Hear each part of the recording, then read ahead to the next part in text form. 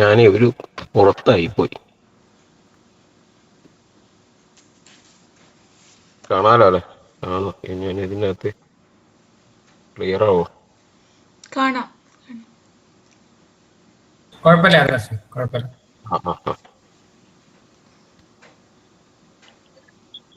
രേണുക തുടങ്ങിയല്ലേ? തുടങ്ങാം. ഓക്കെ, തുടങ്ങാം. ഇത് തുടങ്ങിക്കോളൂ അനൂപ്. ശരി.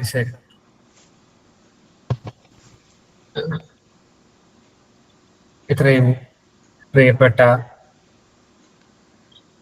സുഹൃത്ത് സംഗമമാണ് എന്ന് നമുക്കിത് പറയാം.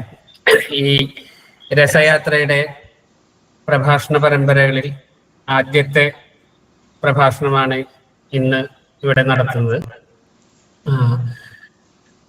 ഇവിടെ വളരെ ചെറിയൊരു സദസ്സാണ് കൂടിയിരിക്കുന്നത്. നമ്മളിത് റെക്കോർഡ് ചെയ്തിട്ടുണ്ട്. റെക്കോർഡ് ചെയ്ത് ടെലികാസ്റ്റ് ചെയ്യും എന്നുള്ളതുകൊണ്ട് തന്നെ ഈ സദസ്സിന്റെ ചെറുപ്പത്തിൽ നമ്മൾ വിഷമിക്കേണ്ട കാര്യമില്ല. രസയാത്ര എന്ന് പറയുന്ന ഒരു സൗഹൃദ കൂട്ടായ്മ നമ്മൾ രൂപീകരിച്ചപ്പോൾ തന്നെ നമ്മുടെ ഒരു ലക്ഷ്യം എന്ന് പറയുന്നത് കല, സൗന്ദര്യശാസ്ത്രം, സംസ്കാര പഠനം, ചരിത്രം, ഇത്തരം മേഖലകളെല്ലാം തന്നെ ഒറ്റ തുരുത്തുകളല്ലെന്നും ഇതിൻ്റെയൊക്കെ ഒരു സമന്വയത്തിലൂടെ പുതിയ ചില രീതിശാസ്ത്രങ്ങൾ കലയെ നോക്കിക്കാണാനും ചരിത്രത്തെ നോക്കിക്കാണാനും ഒക്കെ നാം പുതുതായി രൂപപ്പെടുത്തി എടുക്കേണ്ടതുണ്ട് എന്ന ചില ധാരണയുടെ പുറത്ത് ഒരു ചെറിയ ഒരു സൗഹൃദ ഗ്രൂപ്പാണ് നമ്മളിത് രസയാത്ര എന്ന് പറയുന്ന ഒരു സംഘടന ആ അർത്ഥത്തിൽ രൂപീകരിക്കുകയും ആ ആശയത്തെ സാക്ഷാത്കരിക്കുന്ന വിധത്തിലുള്ള ചില പുസ്തക പ്രസിദ്ധീകരണങ്ങളുമായിട്ടാണ് നമ്മളിത് ആരംഭിച്ചത്.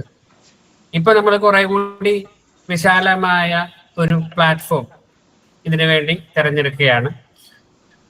എല്ലാ മാസവും 1 എന്നുള്ള രീതിയിലുള്ള പ്രഭാഷണങ്ങളെ സംഘടിപ്പിച്ച് കുറച്ചുകൂടി വിപുലമായ തോതിൽ രസയാത്രയുടെ പ്രവർത്തനങ്ങൾ മുന്നോട്ട് പോവാൻ എന്ന് കരുതുന്നു. അതിനുള്ളൊരു വേദി എന്നുള്ള നിലയിലാണ് നമ്മൾ ഈ പ്രഭാഷണം ഇവിടെ തിരഞ്ഞെടുത്തത്. ഈ പ്രഭാഷണത്തിന്റെ വിഷയം നിങ്ങൾക്കറിയാം. കൊടുങ്ങല്ലൂർ ഭരണി പ്രാക്തന സംസ്കൃതിയും എന്ന് പറയുന്ന വിഷയത്തെ പറ്റി സംസാരിക്കുന്നത് ഡോക്ടർ സി ആദർശാണ്. ഇവിടെ കൂടിയിരിക്കുന്നവർക്ക് ആദർശിനെ പറ്റിയിട്ടൊരു മുഖവര തീരെ ആവശ്യമില്ല. അദ്ദേഹത്തിന്റെ ഗവേഷണ വിഷയം ഇത് തന്നെയാണ്.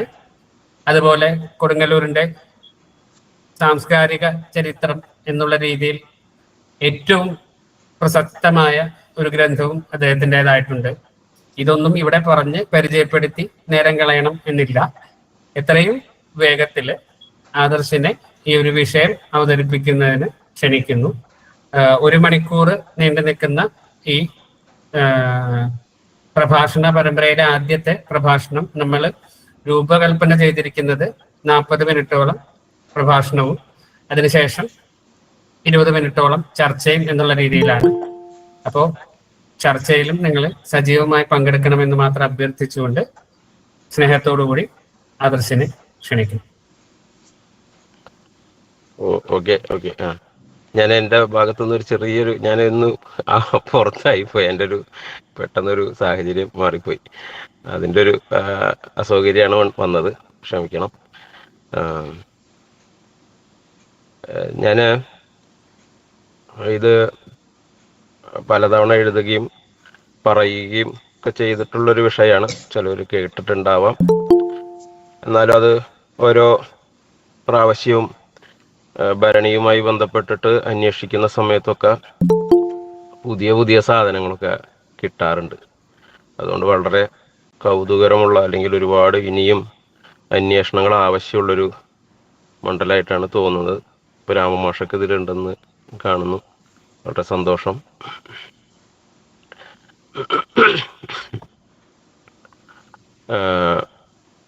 എല്ലാവർക്കും സ്നേഹാഭിവാദ്യങ്ങൾ. പൊതുവെ ഭരണിയെക്കുറിച്ച് നമുക്ക് അല്ലെങ്കിൽ ഒരു കേരളീയ സാമൂഹിക മണ്ഡലത്തിൽ ശ്രദ്ധ ചെലുത്തുന്ന അത്തരം കാര്യങ്ങളെ ഒരു സാമൂഹിക തലം എന്തെന്ന് അന്വേഷിക്കുന്ന ഒരു കൂട്ടര്, അത്തരം ശ്രദ്ധിക്കുന്ന ആളുകൾക്ക് പലതരം ആ, ഘടകങ്ങളാണ് ഭരണിയിൽ നിന്ന് കണ്ടെത്താൻ കഴിയുക. അപ്പോൾ അതൊരു മുഖ്യധാരയോടുള്ള ഒരു എതിർപ്പായിട്ടാണ് പൊതുവെ ഭരണിയെ പലപ്പോഴും ആളുകൾ കാണാറുള്ളത്. വിജയ മാഷൊക്കെ അതിനകത്ത് ഒരു കമന്റ് ചെയ്തിട്ടുള്ളത് എന്തും ചെയ്യാവുന്നൊരു ഇടവേള എന്നൊക്കെയാണ്. ഭരണിയെ സംബന്ധിച്ച് എന്തും ചെയ്യാവുന്നൊരു ഇടവേള. അപ്പോൾ ഒരു ഗ്യാപ്പ്, നമുക്കൊരു നമ്മളുടെ ഒരു മനുഷ്യർക്ക് കിട്ടുന്നൊരു സ്വാതന്ത്ര്യത്തിന്റെ വാഞ്ച അതെങ്ങനെയൊക്കെ ഉപയോഗിക്കുന്നു എന്നൊക്കെ രീതിയിൽ. പക്ഷെ എൻ്റെ ഒരു അന്വേഷണത്തിൽ അങ്ങനെയല്ല. അതുണ്ടാവാം, ചിലപ്പോൾ ഒരു പക്ഷെ ആ ഒരു സംഗതികളൊക്കെ അതിനകത്ത് പ്രവർത്തിക്കുന്നുണ്ടാവാം. ഇതിനകത്ത് തീർത്തും ഭരണി അപരിചിതമായിട്ടുള്ള ആളുകൾ ഉണ്ടാവില്ല എന്ന് ഞാൻ വിചാരിച്ചിട്ടാട്ടെ ഇങ്ങനെ ഒരു തുടക്കം. ഭരണി മീനമാസത്തിൽ, അത് അങ്ങനെ ഇനി അങ്ങനെ ഉണ്ടെങ്കിൽ ഭരണി മീനമാസത്തിൽ കൊടുങ്ങല്ലൂര് എന്നാൽ നടക്കുന്ന ഉത്സവം എന്ന് പറഞ്ഞുകൂടാ. ഞാനപ്പോൾ അതിനെക്കുറിച്ച് എഴുതുന്ന സമയത്ത് ഉത്സവമാണെന്ന് നമുക്ക് പറയാൻ എളുപ്പക്കാരൻ, പാരമ്പര്യ ഉത്സവങ്ങളുമായിട്ട് ഇതിന് ബന്ധമൊന്നുമില്ല. കാരണം എന്താ വെച്ചാൽ ഇത്ര ഇന്നതിന് ഇങ്ങനെ തുടങ്ങുന്നു അങ്ങനെ വളരെ ചിട്ടപ്രകാരമുള്ള ഏതൊക്കെയോ സാധനങ്ങളായിട്ട് അങ്ങനെ പോകുന്നവയല്ല. എന്നാലും കുറെ ചടങ്ങുകൾക്ക് പ്രാധാന്യം ഓരോ ഘട്ടത്തിലും വഹിക്കുന്നുണ്ട്. അപ്പൊ അത്തരം ഇതുകൊണ്ട് തന്നെ അതിന് ഉത്സവം എന്ന് പറയാമോ? അപ്പൊ അതൊരു ആചാരമാണോ? ആചാരം എന്നും പറഞ്ഞുകൂടാ. അങ്ങനെ പല പല സംഗതികളുടെ ഒരു ചേരുവ ഭരണിയിലുണ്ട്. എന്നാ ഇപ്പൊ ഭരണി എന്നാണ് പറയണമെന്നുണ്ടെങ്കിലും ഭരണി ദിവസമാകുമ്പോഴേക്കും അതിൽ പ്രധാനപ്പെട്ട കോമരങ്ങളുടെ തുള്ളലും പാട്ടും ഒക്കെ അവസാനിച്ചിരിക്കും. അത് അശ്വതി നക്ഷത്രത്തോടു കൂടി അശ്വതി നാളിൽ തന്നെ അത് അവസാനിക്കുകയും ചെയ്യും. അപ്പോഴും ഭരണി എന്നുള്ള പേര് അവിടെ നിലനിൽക്കുന്നുണ്ട്. കുംഭഭരണിക്ക് കൊടിയേറും. കൊടിയേറി കഴിഞ്ഞാൽ പിന്നെ ഒരു മാസത്തേക്കുള്ള ഇതാണ്. അതിൽ കോഴിക്കല്ല് മൂടുക എന്നൊരു ചടങ്ങ് തിരുവോണം നാളിൽ വരും. തിരുവോണം നാളിൽ കോഴിക്കല്ല് മൂടിക്കഴിഞ്ഞാലാണ് പിന്നെയുള്ള 7 ദിവസമാണ് ഭരണിവേല. അങ്ങനെ പാട്ടിലാണ്ട ഭരണിവേല എന്ന് പറയും. അപ്പോൾ ആ ദിവസങ്ങളിലാണ് പൊതുവെ ഭരണി എന്താണ് എന്നുള്ള ഒരു സംഗതി നമുക്കറിയാനുള്ള ഒരു സാധ്യതകളെല്ലാം ഉള്ളത്. തിരുവോണം മുതൽ അശ്വതി വരെയുള്ള ദിവസങ്ങൾ. അശ്വതി വൈകിട്ട് കാവുതീണ്ടലോടുകൂടി ഈ കോമരങ്ങൾ അതുവരെയുള്ള പാട്ടുകളും ഒക്കെ നിർത്തി വളരെ ശാന്തരായിട്ട് തങ്ങളുടെ നാടുകളിലേക്ക് മടങ്ങിപ്പോകും. അതുവരെ തലവെട്ടിപ്പൊളിച്ചും കുറഞ്ഞു തുള്ളിയും എല്ലാം അതേപോലെ വലിയ സംഘം ആളുകൾ, നമുക്ക് കേരളത്തിലെ ആ രീതിയിൽ ഏറ്റവും അധികം ആളുകൾ ഒരുമിച്ച് ഇങ്ങനെ കൂടുന്ന ഒരു ഉത്സവം എന്നുള്ളത് ഒരു പക്ഷെ ഇത് തന്നെ ആയിരിക്കണം. രാവും പകരൊക്കെ അവിടെ കിടക്കുകയും ഒക്കെ ചെയ്യുന്ന, തൃശ്ശൂർ പൂരമൊക്കെ ആളുകൾ ധാരാളം പല സ്ഥലത്തും വരുന്നുണ്ടെങ്കിൽ പോലും അതിനൊരു കാഴ്ചയുടെ സ്വഭാവം മാത്രമാണ്. ഇതെന്ന് വെച്ചാൽ കാഴ്ചക്ക് വേണ്ടിയിട്ടല്ല ആളുകൾ വരുന്നത്, അത് പങ്കാളികളാവാനാണ്. ഭരണിയിൽ അവർക്ക് റോളുണ്ട്. അതാണ് ഭരണിയുടെ മറ്റ് ആഘോഷങ്ങളിൽ നിന്നുള്ള വലിയൊരു വ്യത്യാസം. അപ്പൊ തങ്ങളുടെ ഒരു തറവാട്ടിലേക്ക് ഒരു ദിവസം തങ്ങളുടെ ഒരു കടമ നിർവഹിക്കാൻ ഒക്കെ ആയിട്ട് വരുന്ന പോലെയൊക്കെ നമുക്കതിനെ വിശേഷിപ്പിക്കാൻ പറ്റും. അപ്പൊ എന്താണ് അതിൻ്റെ ഒരു നമുക്കെപ്പോഴും ഈ ആന്ത്രപ്പോളജിക്കലി ഒക്കെ പറയുമ്പോൾ പോലും നമുക്ക് നമ്മളുടെ ഒരു പണ്ട് കാലത്തുണ്ടായിരുന്ന ഒരു ജീവിതത്തിന്റെ പല ഓർമ്മകളും നമ്മുടെ ഉള്ളിൽ നിലനിൽക്കുന്നുണ്ടാവുന്നു. അത് നിലനിർത്തുന്ന പലതരം ചടങ്ങുകളും നമ്മുടെ പ്രവർത്തനങ്ങളും ഒക്കെ ഉണ്ടെങ്കിലും ആന്തരികമായിട്ട് ചില ഓർമ്മകൾ, ചോദനകൾ, അതിലേക്കുള്ള മടങ്ങിപ്പോക്കിനുള്ളൊരു, അതുകൊണ്ട് നമുക്ക് ഈ കാട്ടിലേക്ക് മടങ്ങിപ്പോകാനുള്ളൊരു വാഞ്ചയൊക്കെ ചില ഇതിന് കൂടുതലൊക്കെ അതിനെ അങ്ങനെയാണ് പറയാറ്. അപ്പൊ ഇത്തരം സംഗതികളൊക്കെ തന്നെ എന്താണ് എന്ന് നമുക്ക് മനസ്സിലാക്കാൻ ഭരണീനെ മുൻനിർത്തിയിട്ട് എന്താണ് ഭരണീനോട് ഇത്രയധികം നമുക്ക് അതായത് ഇതിലൊരു ജീവിക്കുന്ന ഒരു ജീവിതം എന്ന് പറയുന്നത് അവര് ബാക്കിയുള്ള ദിവസങ്ങളിൽ ജീവിക്കുന്ന ജീവിതത്തിൽ നിന്നും തികച്ചും വ്യത്യസ്തമായൊരു ജീവിതമായിരിക്കും. എന്നാണ് നമുക്ക് വിചാരിക്കാൻ പറ്റുക. നമ്മൾ ഒരു വിത്തിൻ ഒരു അണ്ടർ കോട്ടിലാണ് നമ്മൾ മനസ്സിലാക്കുക. എന്നാലും പരമാവധി നോക്കിയാൽ അതുവരെ ഇപ്പൊ പലരും ഇതിനകത്ത് പങ്കെടുക്കുന്നവർ ഉന്നത ഉദ്യോഗങ്ങൾ വഹിക്കുന്ന ആളുകൾ ഉണ്ടാവാം. അതേപോലെ മറ്റ് തൊഴിലുകളിൽ ഏർപ്പെടുന്ന ആളുകൾ, മറ്റു ജീവിതങ്ങൾ നയിക്കുന്ന ആളുകൾ. അപ്പോൾ അതോടൊപ്പം അവർ ഈ ദിവസങ്ങളിൽ 2-3 ദിവസങ്ങളിൽ ഒഴിഞ്ഞു വെച്ച പോലെ വേറൊരു ജീവിതം നയിക്കുന്നുണ്ട്, തങ്ങളുടെ ഏതോ ഒരു ചോദനയെ തൃപ്തിപ്പെടുത്താൻ എന്നോണം.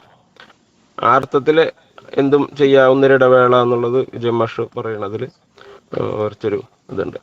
എങ്കിലും മാഷ് അതിൽ തെറിപ്പാട്ടുമായി ബന്ധിപ്പിച്ചിട്ടൊക്കെയാണ് കൂടുതലും പറയുന്നത്. വിജയമാഷ് തന്നെ വേറൊരു സന്ദർഭത്തിൽ പറയുന്നത് ഇപ്പോൾ തെറിയെ കുറിച്ചാണ്. തെറി പാടുന്നത് അശ്ലീലമാകുന്ന ഒരു ഘട്ടം എന്നുള്ളത് ഇപ്പോൾ നമ്മൾക്ക് ഒരു യുദ്ധത്തെക്കുറിച്ചും മറ്റുമൊക്കെ വാഴ്ത്തിപ്പാടും. മരണത്തെക്കുറിച്ച്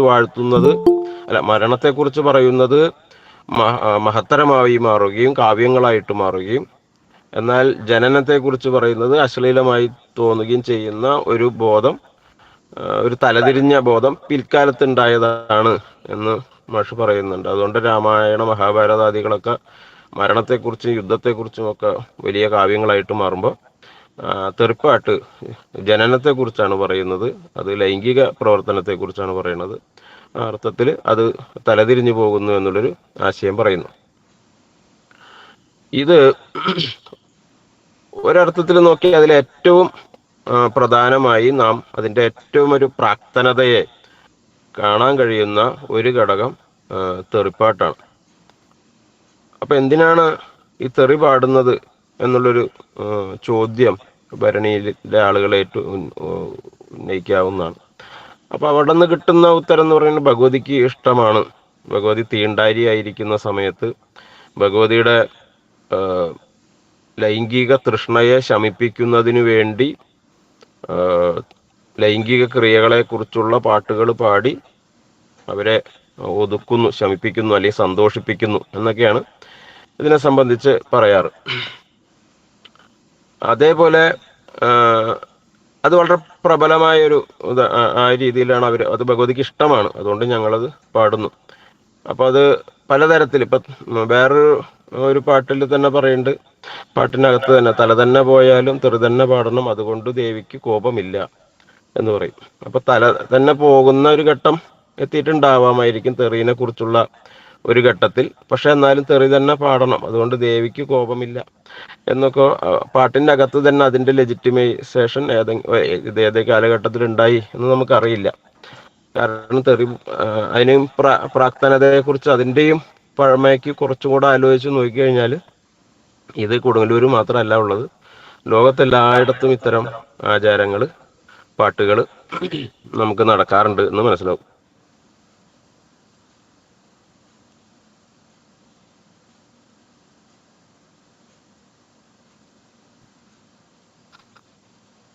അപ്പോ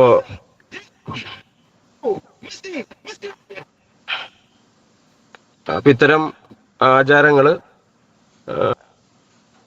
ലോകമെമ്പാടും പലതരത്തിൽ നമ്മൾ കണ്ടിട്ടുണ്ട്. ഇന്ത്യയിലും തന്നെ എടുത്തു നോക്കിയാൽ ശാക്തേയ ആരാധനയും മറ്റ്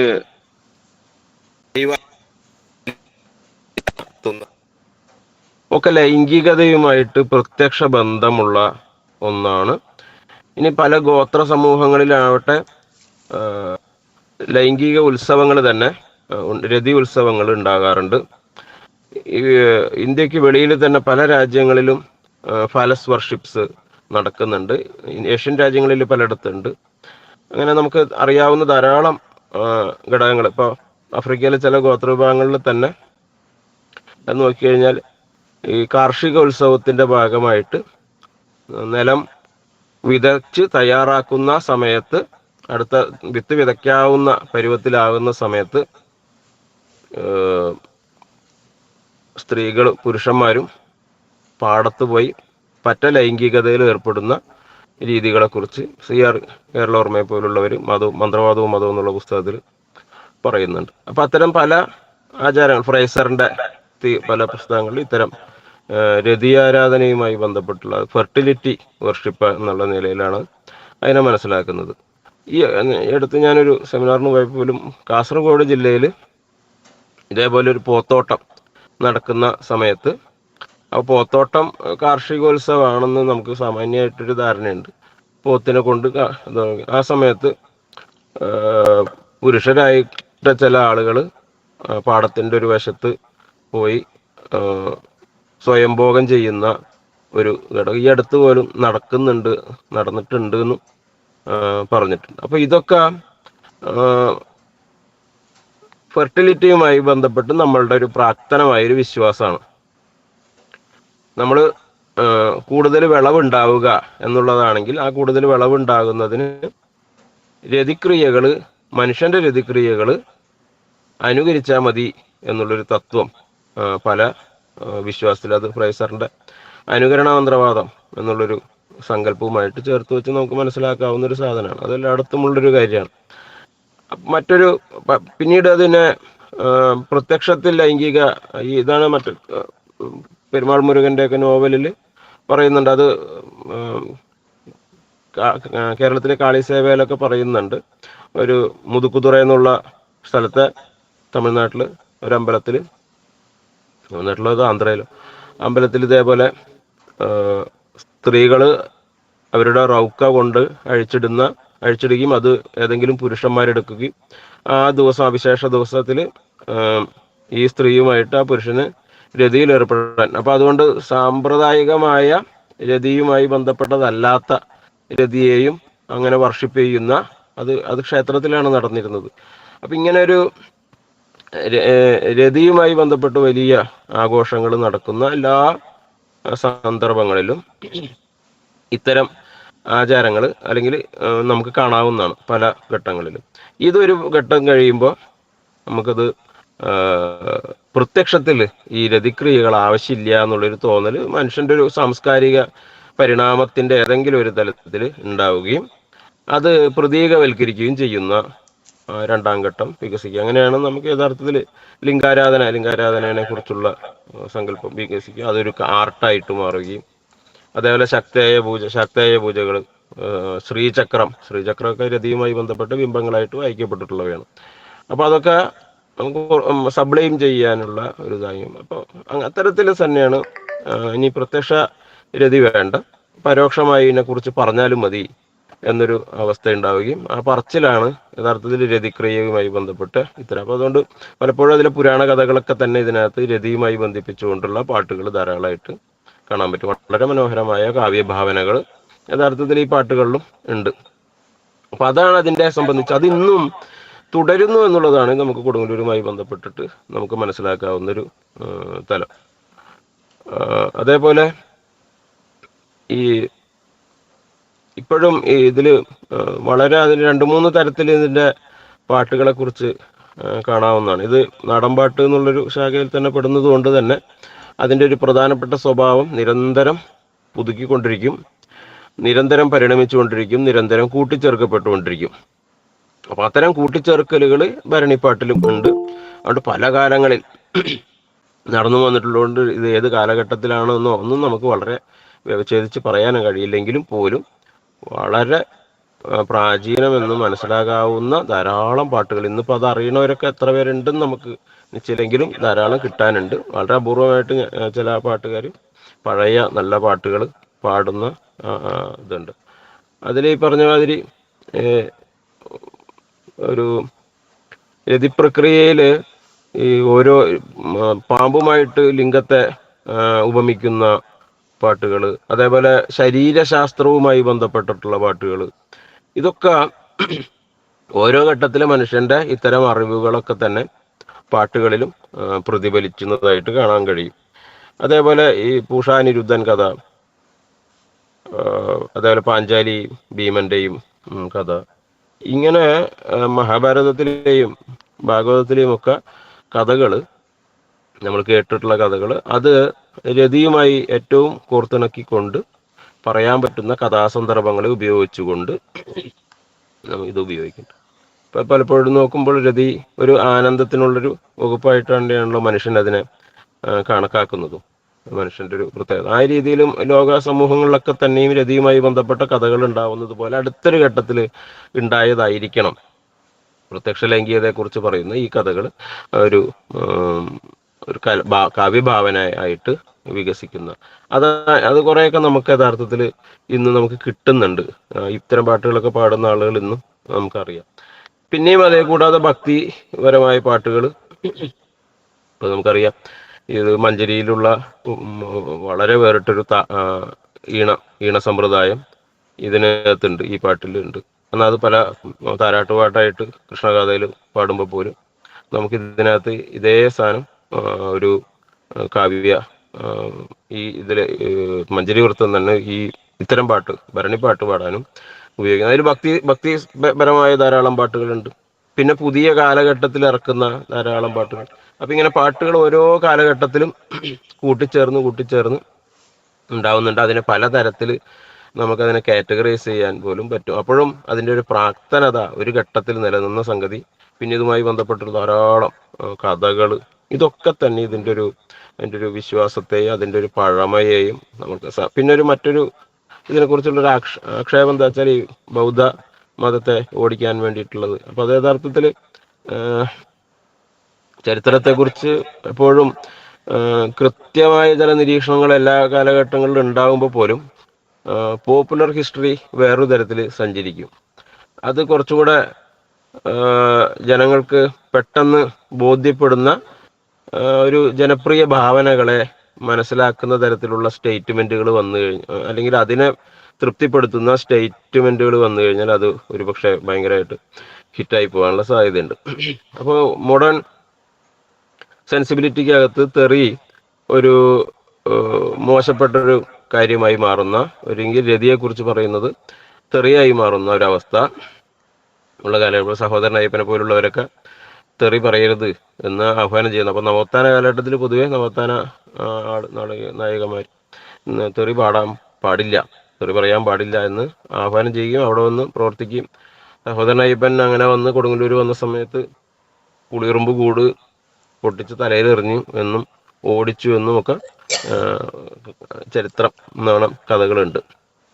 അപ്പൊ അത് ബൗദ്ധ ബൗദ്ധരെ ഓടിക്കാൻ വേണ്ടി ഉണ്ടായതാണെന്ന് ഏതോ ഒരു ഘട്ടത്തിൽ അത് സി വി കുഞ്ഞിരാമനാണ് സഹോദരൻ അയ്യപ്പനോട് പറഞ്ഞതെന്ന് അയ്യപ്പൻ എഴുതുന്നുണ്ട്. അവിടെ ഒരു ബുദ്ധമഠം ഉണ്ടായിരുന്നു എന്നും ആ ബുദ്ധമഠത്തെ സന്യാസിനികളെ ഭിക്ഷുകളെ ഓടിക്കാൻ വേണ്ടിയിട്ട്. അപ്പൊ ഇത് ഈ കഥ എങ്ങനെയാ ഇതിന്റെ ഒരു ചരിത്രപരമായിട്ടുള്ളൊരു തെളിവോ അതിനെക്കുറിച്ചൊന്നും നമുക്ക് നിശ്ചയമില്ല, എന്താണെന്ന് അറിഞ്ഞുകൂടാ. ബുദ്ധ ഭിക്ഷു ഉണ്ടെങ്കിൽ പോലും അത് ഇതിന് വെളിയിലാണ് എന്ന് നമുക്ക് പറയാൻ കഴിയില്ല. ബൗദ്ധമതം തന്നെ പല കാലഘട്ടത്തിൽ താന്ത്രിക മതവുമായിട്ടുള്ള സമന്വയമൊക്കെ ഉണ്ടായിട്ടുള്ളതുമാണ്. അപ്പൊ അതിന് കേരളത്തിൽ അത്തരം തെളിവുകളില്ല. സമാന്തരമായിട്ട് ഇപ്പോഴും അത് തുടർന്നുകൊണ്ടിരിക്കുന്നു. തെറി പാടുന്ന ഈ ഒരു പാരമ്പര്യം തുടർന്നുകൊണ്ടിരിക്കുന്നു എന്നുള്ളത് നമ്മളെ സംബന്ധിച്ചിടത്തോളം വലിയ പഠന സാധ്യതയുള്ള ഒന്നാണ്. അതെന്തുകൊണ്ടാണ് എന്നൊക്കെ നമുക്ക് ആലോചിക്കാവുന്നതാണ്. എന്തുകൊണ്ട് കൊടുങ്ങല്ലൂരില് അപ്പൊ അത് ഒരുപക്ഷെ നമ്മളുടെ ഒരു മടങ്ങിപ്പോകാനുള്ള, നമ്മളുടെ പഴയതിനേക്ക് എത്രമാത്രം നാം അപ്ഡേറ്റ് ചെയ്താലും, നമ്മൾ പുതിയ സമൂഹത്തിലേക്ക് പരിവർത്തനം ചെയ്താലും ഏതോക്കെ ഒരു ഘടകം നമ്മളെ പിന്തിരിപ്പിക്കുന്നത്, നമുക്ക് കാട്ടിലേക്കൊക്കെ പോയി ടൂർ പോകാനുള്ള ഒരു ആഗ്രഹമൊക്കെ ഉണ്ടാകുന്നത് ഒരു പക്ഷേ നമുക്കിത് ഇത്തരം സാധനമായിരിക്കുന്നു. ഞാൻ ഇടയ്ക്ക് ഇങ്ങനെ ഓർക്കാറുണ്ട്, അറിഞ്ഞൂടാ ശരിയാണോ എന്ന് അറിഞ്ഞൂടാ. എങ്കിലും അതേപോലെ തന്നെ നമ്മളൊരു ദിവസം കാട്ടിൽ വസിച്ച് നമ്മളൊരു പഴയ തറവാട്ടിലേക്കൊക്കെ പോകുന്ന ഒരു പ്രതീതി അതിനകത്തുണ്ട്. അപ്പൊ ഇതിൽ വരുന്നവരോടൊക്കെ ചോദിച്ചാൽ അറിയാം, അത് ഏതെങ്കിലും ഒരു ഘട്ടത്തിൽ പലവരും പരമ്പരയാ വരുന്ന ആളുകളാണ്. ഇനി അതല്ല പുതിയതായിട്ട് വരുന്ന ആളുകളുമുണ്ട്. പക്ഷെ അവരൊക്കെ ഇതിനകത്ത് ഏതെങ്കിലും തരത്തിൽ വിശ്വാസവുമായി ബന്ധപ്പെട്ട ഒന്നാണ്.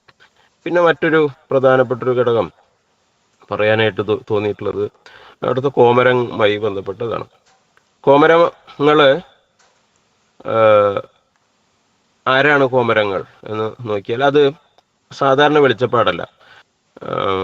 നമുക്ക് ഈ മന്ത്രവാദി എന്നുള്ള പഴയ കൺസെപ്റ്റ് എടുത്ത് നോക്കുകയാണെങ്കിൽ സമൂഹത്തിലെ ഏറ്റവും ശാസ്ത്രജ്ഞനാണ്, അല്ലെങ്കിൽ ഏറ്റവും ജനസമ്മതനായിട്ടുള്ള ബുദ്ധിമാനായിട്ടുള്ള ഒരാളാണ് വെളിച്ചപ്പാട് എന്ന് കാണും. കാരണം ആ സ്ഥലത്തെ പ്രശ്നങ്ങൾ എന്താണ് എന്ന് വിചാരിക്കുകയും അതിന് പരിഹാരം നിർദ്ദേശിക്കുന്നു. അപ്പൊ അത് അടുത്ത ഘട്ടത്തിൽ അദ്ദേഹം ദൈവമാണ് അല്ലെങ്കിൽ ദൈവത്തിന്റെ പ്രതിനിധിയാണ്. തെക്കൻ വടക്കൻ കേരളത്തിലൊക്കെ തെയ്യം എന്നത് വെളിച്ചപ്പാട് തന്നെയാണ്. അതായത് വെളിച്ചപ്പെട്ട് ഉറഞ്ഞു തുള്ളുന്ന അവരുടെ കോസ്റ്റ്യൂം അതാണെന്ന് നമുക്കറിയാം. അതേപോലെ ഓരോ സ്ഥലത്തും അപ്പം ഒരു കോസ്റ്റ്യൂം ആണ് വെളിച്ചപ്പാടായിട്ട് പിന്നീട് വരുന്നത്. അപ്പം നമുക്ക് ഇന്ന് ഇപ്പോൾ കോമരങ്ങളെ കൊടുങ്ങല്ലൂർ കാണുന്ന സമയത്ത് വെളിച്ചപ്പാടിനും കോമരത്തിനും തമ്മിൽ ചെറിയ വ്യത്യാസമുണ്ട്. വെളിച്ചപ്പാടിന് ഏതെങ്കിലും ഒരു കാവിൻ്റെയോ അല്ലെങ്കിൽ അമ്പലത്തിൻ്റെയോ ചുമതല ഉണ്ടായിരിക്കും, അല്ലെ ഇന്ന കാവിലെ വെളിച്ചപ്പാട് എന്ന് പറയാൻ പറ്റും. പക്ഷെ കൊടുങ്ങല്ലൂരിലെ കോമരങ്ങൾ അങ്ങനെയല്ല. ഏതെങ്കിലും കാവിലെ കോമരം എന്ന് പറയാൻ പറ്റില്ല. അത് കൊടുങ്ങല്ലൂരിലെ കോമരം എന്നുള്ളത് അത് പല സ്ഥലത്തുനിന്നും വരുന്നുണ്ട്. കേരളത്തിൽ അങ്ങോളം ഇങ്ങോളം ഉള്ള ഭാഗത്തുനിന്ന് കോമരങ്ങൾ വരുന്നുണ്ട്. അപ്പം അതിൽ ഒരു വളരെ പ്രാഥമികമായ ഒരു സർവേ നടത്തിയാൽ പോലും നടത്തിയിട്ട് മനസ്സിലായിട്ടുള്ള ഒരു കാര്യം, അതിൽ വളരെ അധികം ആളുകളും, ഒരു 90% ആളുകളും, പ്രത്യേകിച്ച് പുരുഷ പ്രകൃതമുള്ള ആളുകൾ, ട്രാൻസ്ജെൻഡർ സ്വഭാവം ഉള്ള ആളാണ്. അപ്പം അത് ഒരു തരത്തിലുള്ള സോഷ്യൽ ലെജിറ്റിമൈസേഷൻ ഒരു ഘട്ടത്തിൽ ഇതിനകത്ത് വന്നു ചേർന്നിട്ടുണ്ട്. ട്രാൻസ്ജെൻഡേഴ്സിനുള്ള ഒരു ജീവിതത്തിലുള്ളൊരു അവർക്ക് ഉള്ളൊരു പങ്ക് മറ്റെല്ലാ സംസ്ഥാനങ്ങളിലും, ഇന്ത്യൻ സംസ്ഥാനങ്ങളിലൊക്കെ നോക്കിയാൽ ഏതെങ്കിലും ഒരു തരത്തിൽ ട്രാൻസ്ജെൻഡേഴ്സിനെ അക്കോമഡേറ്റ് ചെയ്യുന്ന റോളുകൾ കാണാൻ സാധിക്കും. അതേപോലെ കേരളത്തിൽ നോക്കിയാൽ ഇപ്പോൾ പുതിയ കാലഘട്ടത്തിൽ ട്രാൻസ്ജെൻഡേഴ്സ് അധികം കാണാറുള്ള എല്ലാവരും ഉണ്ടെങ്കിൽ തന്നെ ബാംഗ്ലൂരിലേക്കോ ബോംബെയിലേക്കോ ഒക്കെ നാട് വിടുന്നൊരു സാധ്യതയുണ്ട്.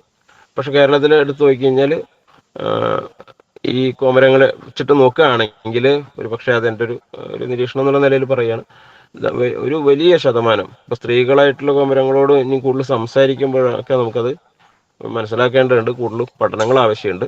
എങ്കിലും അതിനകത്ത് തോന്നുന്നൊരു കാര്യം, വളരെ പണ്ട് മുതലേ തന്നെ ഇത്തരത്തിലൊരു സ്വഭാവം അല്ലെങ്കിൽ ഒരു വൈവിധ്യമുള്ള വിഭാഗം ഉണ്ടാവുകയും അവർക്കൊരു ലെജിറ്റിമൈസേഷൻ ഉണ്ടാവുകയും അത് ദൈവത്തിൻ്റെ പ്രതിനിധി എന്നുള്ള നിലയിൽ കോമരങ്ങളായിട്ട് മാറുകയും ചെയ്തതാണോ എന്ന് നമുക്ക് ആലോചിച്ച് നോക്കാവുന്നതാണ്. എങ്ങനെ ഇതിൻ്റെ ഒരു പഴക്കം നമുക്കറിയാൻ പറ്റണം. ഇത് ഇത്രയും വ്യാപകമായിട്ട് നമ്മളെടുത്ത് എടുത്തു നോക്കിയാൽ മനസ്സിലാവും. പുരുഷന്മാർ എന്ന് വിചാരിക്കുന്ന സ്ത്രീകളെ സംബന്ധിച്ചിടത്തോളം നമുക്ക് ഇന്നിപ്പോൾ ആ രീതിയിൽ നമുക്ക് നോക്കാൻ എളുപ്പമല്ല. എങ്കിലും അത് ഇനി വരുന്നൊരു ഘട്ടത്തിലൊക്കെ അതൊക്കെ അടയാളപ്പെടും. കാരണം വേഷം കൊണ്ടാണ് അത് കൂടുതലായിട്ട് അറിയപ്പെടുക. അപ്പോൾ സ്ത്രീകളെ സംബന്ധിച്ചിടത്തോളം സ്ത്രീകളായിട്ട് ജനിക്കുന്ന നടത്തത്തിലാണ് കേട്ടോ. അപ്പോൾ പുരുഷനായിട്ട് ജനിക്കുന്ന ഒരു ആള് കോമരമാകുന്നതോടുകൂടി അദ്ദേഹത്തിൻ്റെ ആ ഒരു ട്രാൻസ്ജെൻഡർ സ്വഭാവത്തിന് ഒരു നീതീകരണം ഉണ്ടായിട്ടുള്ളതായിട്ടും. അപ്പം ഞാൻ പല കോമരങ്ങളോട് സംസാരിച്ചപ്പം അവർ മറ്റു പൂജാതി കർമ്മങ്ങളൊക്കെ ചെയ്യാൻ പോകും. അപ്പം ഇതിൻ്റെ ഈ ദിവസത്തെ അവരുടെ പ്രവർത്തനം കഴിഞ്ഞാൽ പിന്നെ അവർക്ക് പ്രത്യേകിച്ച് ജോലികളില്ല. അപ്പം എന്താ ചെയ്യാന്ന് വെച്ചാൽ ഇപ്പോൾ പൂജാതി കർമ്മങ്ങളൊക്കെ ചെയ്യാം. അപ്പോൾ കൊടുങ്ങല്ലൂരിലെ കോമരം എന്നുള്ള നിലയിൽ അവർക്ക് കുറച്ചുകൂടെ പരിഗണനയൊക്കെ കിട്ടാറുണ്ട്, പൈസയൊക്കെ കിട്ടാൻ സഹായമാണ്.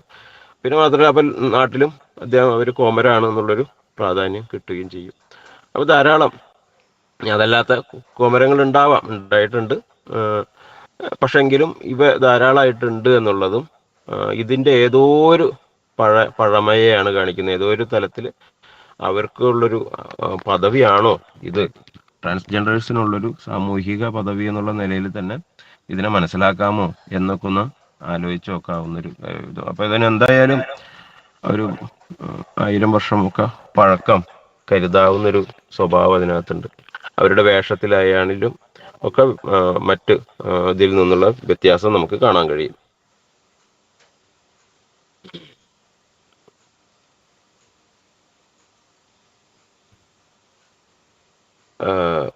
അതാണ് രണ്ടാമതായിട്ട് എനിക്ക് തോന്നിയ ഒന്ന്, ഭരണിപ്പാട്ടുമായി ബന്ധപ്പെട്ടിട്ട്, ഒന്ന് ഈ കോമരങ്ങളുമായി ബന്ധപ്പെട്ടിട്ട്, പിന്നെ ഒരു ആരാധന സംസ്കാരം എന്നുള്ള നിലയിൽ നോക്കിയാൽ കൊടുങ്ങല്ലൂരിൽ ഇത് എന്തുകൊണ്ട് വന്നു എന്നാലോചിക്കാവുന്നതാണ്. എങ്ങനെയാണ് കൊടുങ്ങല്ലൂരിൽ ഈ കാവ് പ്രധാനപ്പെട്ടൊരു കാവായിട്ട് നിലനിന്നത് എന്നൊക്കെ ആലോചിച്ച് നോക്കുമ്പോൾ അതിൻ്റെ ഉള്ളൊരു കാരണം, ഏറ്റവും കൂടുതൽ ജനസമൂഹം ഒരു പക്ഷേ ഒരു ഘട്ടത്തിൽ വന്നിട്ടുള്ള സ്ഥലം, അതിൻ്റെ ഒരു കച്ചവടം ഒന്നൊക്കെ വിചാരിക്കാവുന്ന ഒന്നാണ്. അപ്പോൾ അതുകൊണ്ട് ഏറ്റവും പഴക്കമുള്ളൊരു കാവ് എന്നുള്ളൊരു സങ്കല്പം കൊടുങ്ങല്ലൂർ കാവിന്. അപ്പോൾ കൊടുങ്ങല്ലൂർ കാവിൽ നിന്ന് ആവാഹിച്ചു പോയത് മറ്റു പല കാവുകളുമുണ്ട്. 100ഓളം കൊടുങ്ങല്ലൂർ കാവുകൾ കേരളത്തിൽ പല സ്ഥലത്തും ഉണ്ട്. കാരണം ഇവിടെ നിന്ന് ആവാഹിച്ച് കൊണ്ടുപോയി എന്നൊരു സങ്കല്പം വെക്കുന്നു. അപ്പൊ ഇവിടുത്തെ ഒരു ആരാധനയുടെ ഒരു തലം മറ്റൊരു പ്രാക്തനതയെ സംബന്ധിക്കുന്ന ഒരു തലം ഒരു നിരീക്ഷണത്തിൽ ഇപ്പോൾ VT ഇന്ദുചൂടന്റെ ഒരു പുസ്തകത്തിൽ സീക്രട്ട് ചാമ്പർ എന്നൊരു പുസ്തകമുണ്ട്. 1977 പബ്ലിഷ് ചെയ്തൊരു ഇംഗ്ലീഷിലുള്ളൊരു പുസ്തകമാണ്. വലിയ പുസ്തകമാണ്. അദ്ദേഹം വളരെ അധികം കാര്യങ്ങൾ അതിൽ പറയുന്നുണ്ട്. അപ്പം അദ്ദേഹത്തിൻ്റെ ഒരു നിരീക്ഷണമായിട്ട് അതിന് പറയുന്നത്, അതിൽ ഒരു സീക്രട്ട് ചാമ്പർ ഉണ്ട് കൊടുങ്ങല്ലൂർ കാവിനകത്ത്. അത് പ്രധാനപ്പെട്ട ശ്രീകോവിൽ, അതായത് ഭഗവതിയുടെ പ്രതിഷ്ഠ ഇരിക്കുന്ന ശ്രീകോവിലിൽ പടിഞ്ഞാട്ടോ ദർശനം ഉള്ള ഒരു അറയുണ്ട്. ആ അറ അകത്തുനിന്ന് പൂട്ടിയിരിക്കുകയാണെന്നാണ് മനസ്സിലാക്കുന്നത്. കാരണം അറയുടെ മറ്റ് ചുമരുകളൊക്കെ അവിടെ നമുക്ക് കാണാൻ പറ്റും. ഈ അറ ഈ മറ്റെവിടെയും അത് തുറന്നു കയറാൻ കഴിയില്ല. ഈ ശ്രീകോവിലിൻ്റെ പടിഞ്ഞാറ് ഭാഗത്തേക്ക് മുഖം തിരിച്ചു നിൽക്കുന്ന ഭഗവതി വടക്കോട്ട് ദർശനമാണ്. ഭഗവതിയുടെ വലതുവശത്തായിട്ട് ഈ അറ നമുക്ക് കാണാം. അവിടെ ഒരു ശ്രീചക്രം പോലെ ഒരു പ്രഭാമണ്ഡലം വെക്കുകയും ആ പ്രഭാമണ്ഡലത്തെ സവിശേഷമായി പൂജിക്കുകയൊക്കെ ചെയ്യുന്നുണ്ട്. അപ്പൊ ഇത് എന്തായിരിക്കുമെന്ന് VT ഇന്ദുചൂടൻ അതിനെ നിരീക്ഷിച്ച് ഞാനിത് മുമ്പ് വായിച്ചിട്ടുള്ളപ്പോൾ എനിക്കത് ആദ്യം പറയണത് അവിടെ ഒരു കണ്ണകിയുടെ ഭൗതിക അവശിഷ്ടങ്ങൾ അടക്കം ചെയ്തതായിരിക്കും എന്നാണ് അദ്ദേഹം പറയുന്നത്. അപ്പൊ അതിൻ്റെ ഒരു പഴക്കം അതായിരിക്കും. പക്ഷെ കണ്ണകിയുടെ ആവണമെന്നില്ലെങ്കിലും അത് ആരുടെയോ ഒരു ഭൗതിക അവശിഷ്ടങ്ങൾ അവിടെ അടക്കം ചെയ്തൊരു കല്ലറ എന്നുള്ള നിലയിൽ അതിനൊരു പ്രാധാന്യമുണ്ട്. അതിനൊരു രഹസ്യ തുരങ്ക അറയുണ്ടായിരുന്നു അത്രേ. ഉണ്ടെന്ന് ഇപ്പോഴും വിശ്വസിക്കുന്നു. അത് അടഞ്ഞു പോയിട്ടുണ്ടാവാം.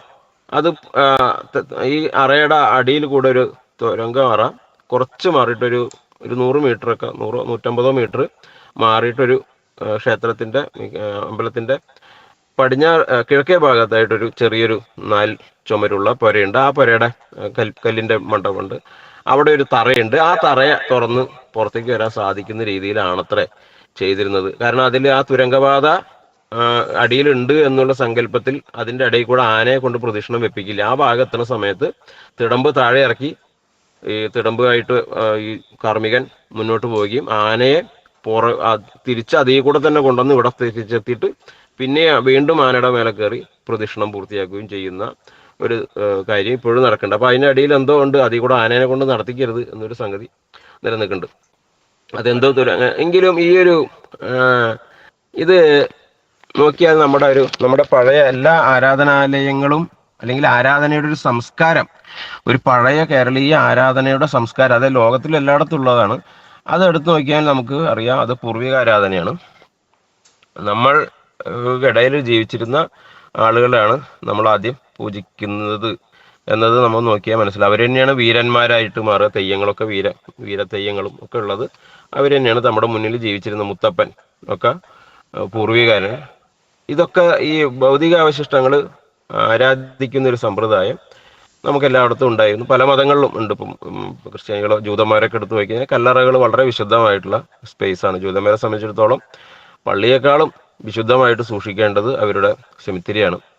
അപ്പം അതുകൊണ്ട് അതൊക്കെ അവരുടെ വിശ്വാസം. ഇപ്പോൾ ഈജിപ്തിലാകുമ്പോൾ അത് മമ്മിയായിട്ട് മാറുന്നു. നമ്മുടെ അവിടെ മുനിയറകൾ, കല്ലറകൾ ഒക്കെ ആയിട്ട് പിരമിഡുകളായിട്ട് മാറുമ്പോൾ നമുക്കിവിടെ കല്ലറകളാണ് പലയിടത്തും ഈ മുനിയറ. അപ്പം അത്തരം ചില അറകൾ പിൽക്കാലത്ത് ആരാധനയുടെ ഒരു പരിവർത്തന സ്വഭാവത്തിൽ വികസിച്ച് ഈ കാവ് ആയി മാറിയതാവണം.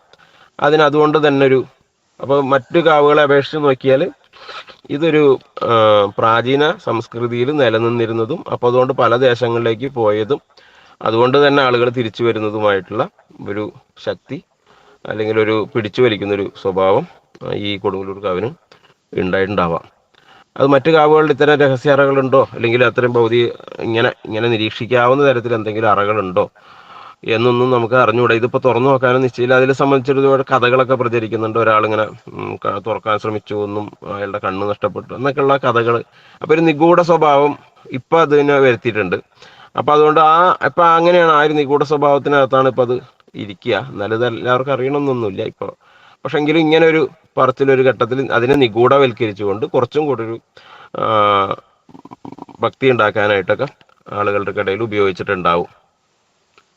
ഇത് ഇങ്ങനൊരു 3 സാധനങ്ങളെ ഒന്ന് പറയാമെന്നാണ് ഞാനിങ്ങനെ വിചാരിച്ചത് കൊടുങ്ങല്ലൂരിൻ്റെ ഒരു പ്രാക്തനതയുമായി ബന്ധപ്പെട്ട് അല്ലെങ്കിൽ ഇതിൻ്റെ ഒരു പ്രചാരത്തിൽ ഇവയൊക്കെ വഹിച്ച പങ്കെടുത്ത് നോക്കിക്കഴിഞ്ഞാൽ അതിന് കാരണം മനുഷ്യരുടെ ആ, ഏറ്റവും പ്രാക്തനമായ ചില വികാരങ്ങളെ അല്ലെങ്കിൽ പ്രാക്തനമായ ചില ചോദനകളെ ആ, പുറത്തേക്ക് കൊണ്ടുവരാൻ ആഗ്രഹിക്കാനും ഒക്കെയുള്ള അതിൻ്റെ ഒരു സ്പേസ് എന്നുള്ള നിലയിൽ ഇതിന്നും നിലനിൽക്കുന്നതാവണം. അതുകൊണ്ടായി ഒരു പക്ഷെ ഇന്നും നിലനിൽക്കുന്നതിൻ്റെ ഒരു ഘടകം അതിൻ്റെ ഈ പ്രാക്തനത കൊണ്ട് തന്നെ ആയിരിക്കണം. മറ്റു പലയിടത്തും ഇപ്പം ചേർത്തലയിലൊക്കെ ഇപ്പോൾ പൂരപ്പാട്ടുണ്ടോയെന്ന് അറിഞ്ഞുകൂടാ, അവിടെയൊക്കെ ഉണ്ടായിട്ടുണ്ട് എങ്കിലും അതൊക്കെ ഇപ്പോൾ ഇല്ലാതായിക്കൊണ്ടിരിക്കുന്നു, അത് വിട്ടുപോയിരിക്കുന്നു. പക്ഷെ ഇവിടെ എന്തുകൊണ്ടോ ഇന്നും വളരെ ശക്തമായിട്ട് ഇപ്പം നമ്മൾ വിചാരിക്കും കുറച്ചാൾ കഴിഞ്ഞാൽ ഇപ്പോൾ ഇവരൊന്നും വരണ്ടാവില്ല എന്ന് വിചാരിക്കും. പക്ഷെ അങ്ങനെയല്ല, എല്ലാ വർഷവും ഭക്തർ കൂടിക്കൊണ്ടിരിക്കുകയും തിരക്ക് സാമാന്യമായ തിരക്ക്. ഇപ്പോൾ പണ്ടൊക്കെ നടന്നാണ് ആളുകൾ വന്നിരുന്നത്, അല്ലെങ്കിൽ ലോറിയൊക്കെ വിളിച്ചിട്ടൊക്കെ